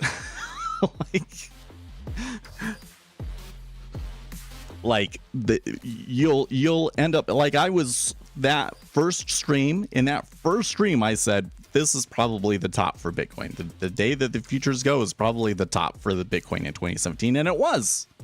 I was so totally right, but like nobody really cared, you know.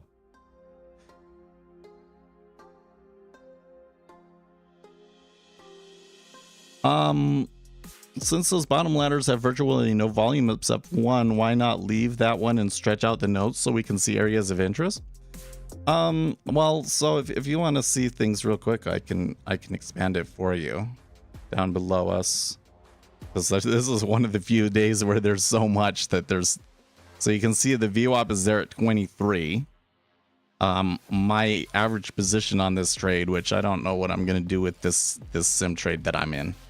This one right here, this, just so you know, these accounts are, this one is sim. I usually put all of my live orders in the micro 10 years. I like to trade super small. But with this kind of practice sim thing, this one was pretty good. I don't know what I want to do with this. If I want to try and hold it for a few days and see if it goes further or not. I guess I should, after done talking about this, I should go and look at some of the Forex, what events we have later. The crypto world brought many people to the market. Well, yes and no. It was kind of the same thing with GameStop, which is that what happens is you get a bunch of people, they come into the market, they aren't given good enough tools, they don't really understand what's going on, and they just kind of become bitter from it, right?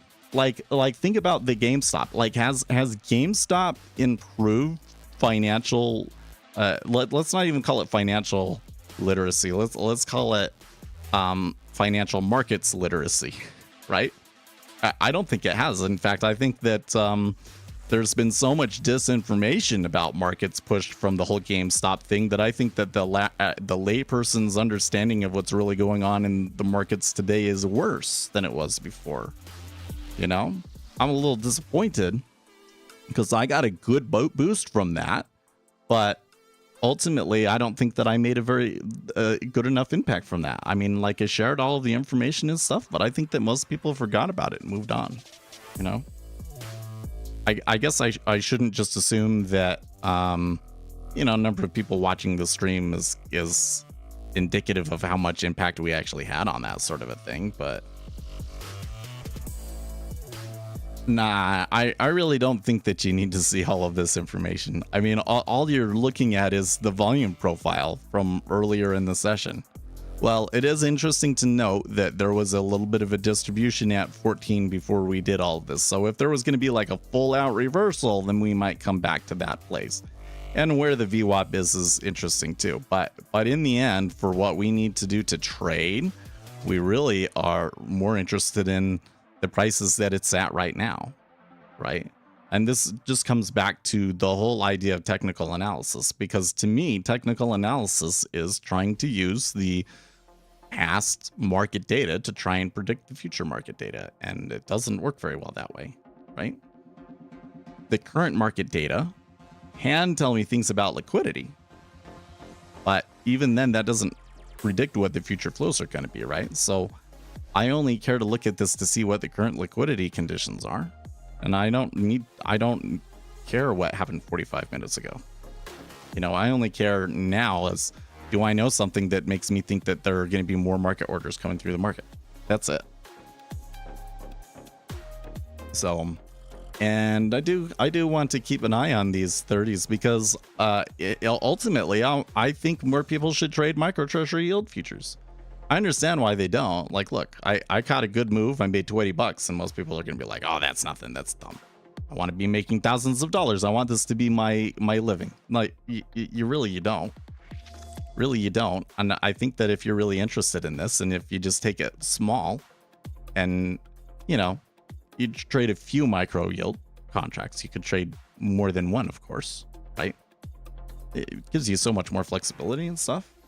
and so I want to keep those up there to encourage people to do it, and I want to keep these up there for me to kind of understand what the yield curve is doing. I am learning from what it's doing here. So what do you think of? I think that he has a very poor service, that he is a very manipulative.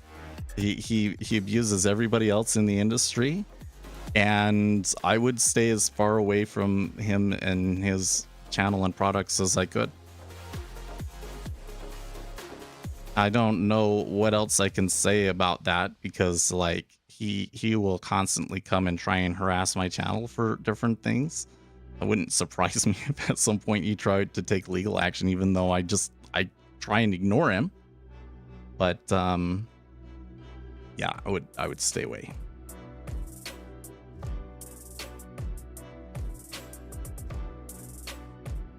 Wouldn't knowing where money flows came in and out prior, comparing with current helpful, seeing if they're covering holding positions, etc.? Not necessarily. So the issue with looking, yeah, for what reason? Nothing. No. Well, so okay, so here's why I don't like talking about it, because it gives him more attention, right? And then it focuses his attention on me, because people go, oh, he said something about you. He came into our Discord trying to promote his product. He was saying things that I knew were like inaccurate or suspicious that are harmful to people. So I challenged him on it. He behaved poorly. I banned him. If you want to go and see the log of that interaction, it's posted on the futures.io thread. So I banned him, and that has been the extent of my interactions with him. He's made videos, that he's made like whole week of videos, about me, basically implying that there's something shady about what I'm doing, when all I'm doing is just trading and live streaming my trading. He calls me a scammer, but which I think is a defamatory statement. I don't know if I care enough to try and pursue it in court, but I've never said anything untrue to people about my trading or any of that. So to call me a scammer is just absolute bullshit, right? But it's like he never forgot about it or something. But what happens is he is trying to do guerrilla marketing, right? He tries to do guerrilla marketing. So the reason why he doesn't talk about me as much anymore is because ICT's channel took off so much, and he knows that if he can create drama with ICT, that he might get more viewers to that. And you're talking about a guy his software suite is $5,000 for a lifetime license, right? You only got to get 2 suckers a month to buy that, and that can be your living, right? So it's frustrating, but that's why I think he's harassed me in the past, was to try and generate more traffic to his channel. Yeah, sue him. Well, I mean, one could probably make the argument that some of his behavior and inaccurate implying that I'm a scammer, which is a defamatory statement, has cost us. And when you consider that, these YouTube channels can make a lot of money, we probably could sue him for a lot in damages, but it would be hard to prove the damages, and I don't know if it would be worth it. I'm not gonna sit and blow a ton of money on lawyer fees for something unless I know it's a slam dunk. Vinny has been going around suing people willy-nilly for all sorts of silly things, right? He's sued Matt, Day Trading Paradise, because apparently he told Day Trading Paradise some stuff about his business, and then Amp and NinjaTrader no longer wanted to work with him. Well, he doesn't know for sure that Matt did that, but I think he's trying to use the lawsuit to try and, do discovery and find that sort of thing out. But I don't think that discovery will actually go well for him. If I was him, well, not if I was him, it wouldn't make any sense. But if I was his lawyer and I was advising him, I would advise him to not go through with it, because I don't think that the discovery process would go very well for him. Anyways, oh, you know, you totally bringing that up totally made me lose track of time, guys. So it's time for me to go. Anyways, and now he's suing this other guy that I'd never heard of before, but I did after I saw the lawsuit. I reached out to him and I couldn't find anything, but he's suing some other guy named Shane. And I don't know what the deal is with that, because I can't read the complaint, but I think Matt countersued, but I don't know the details of all that. This is just a big mess. I'm telling you, it's all for marketing. All right, I gotta get going, guys. I will see you tomorrow. Stay excellent, team.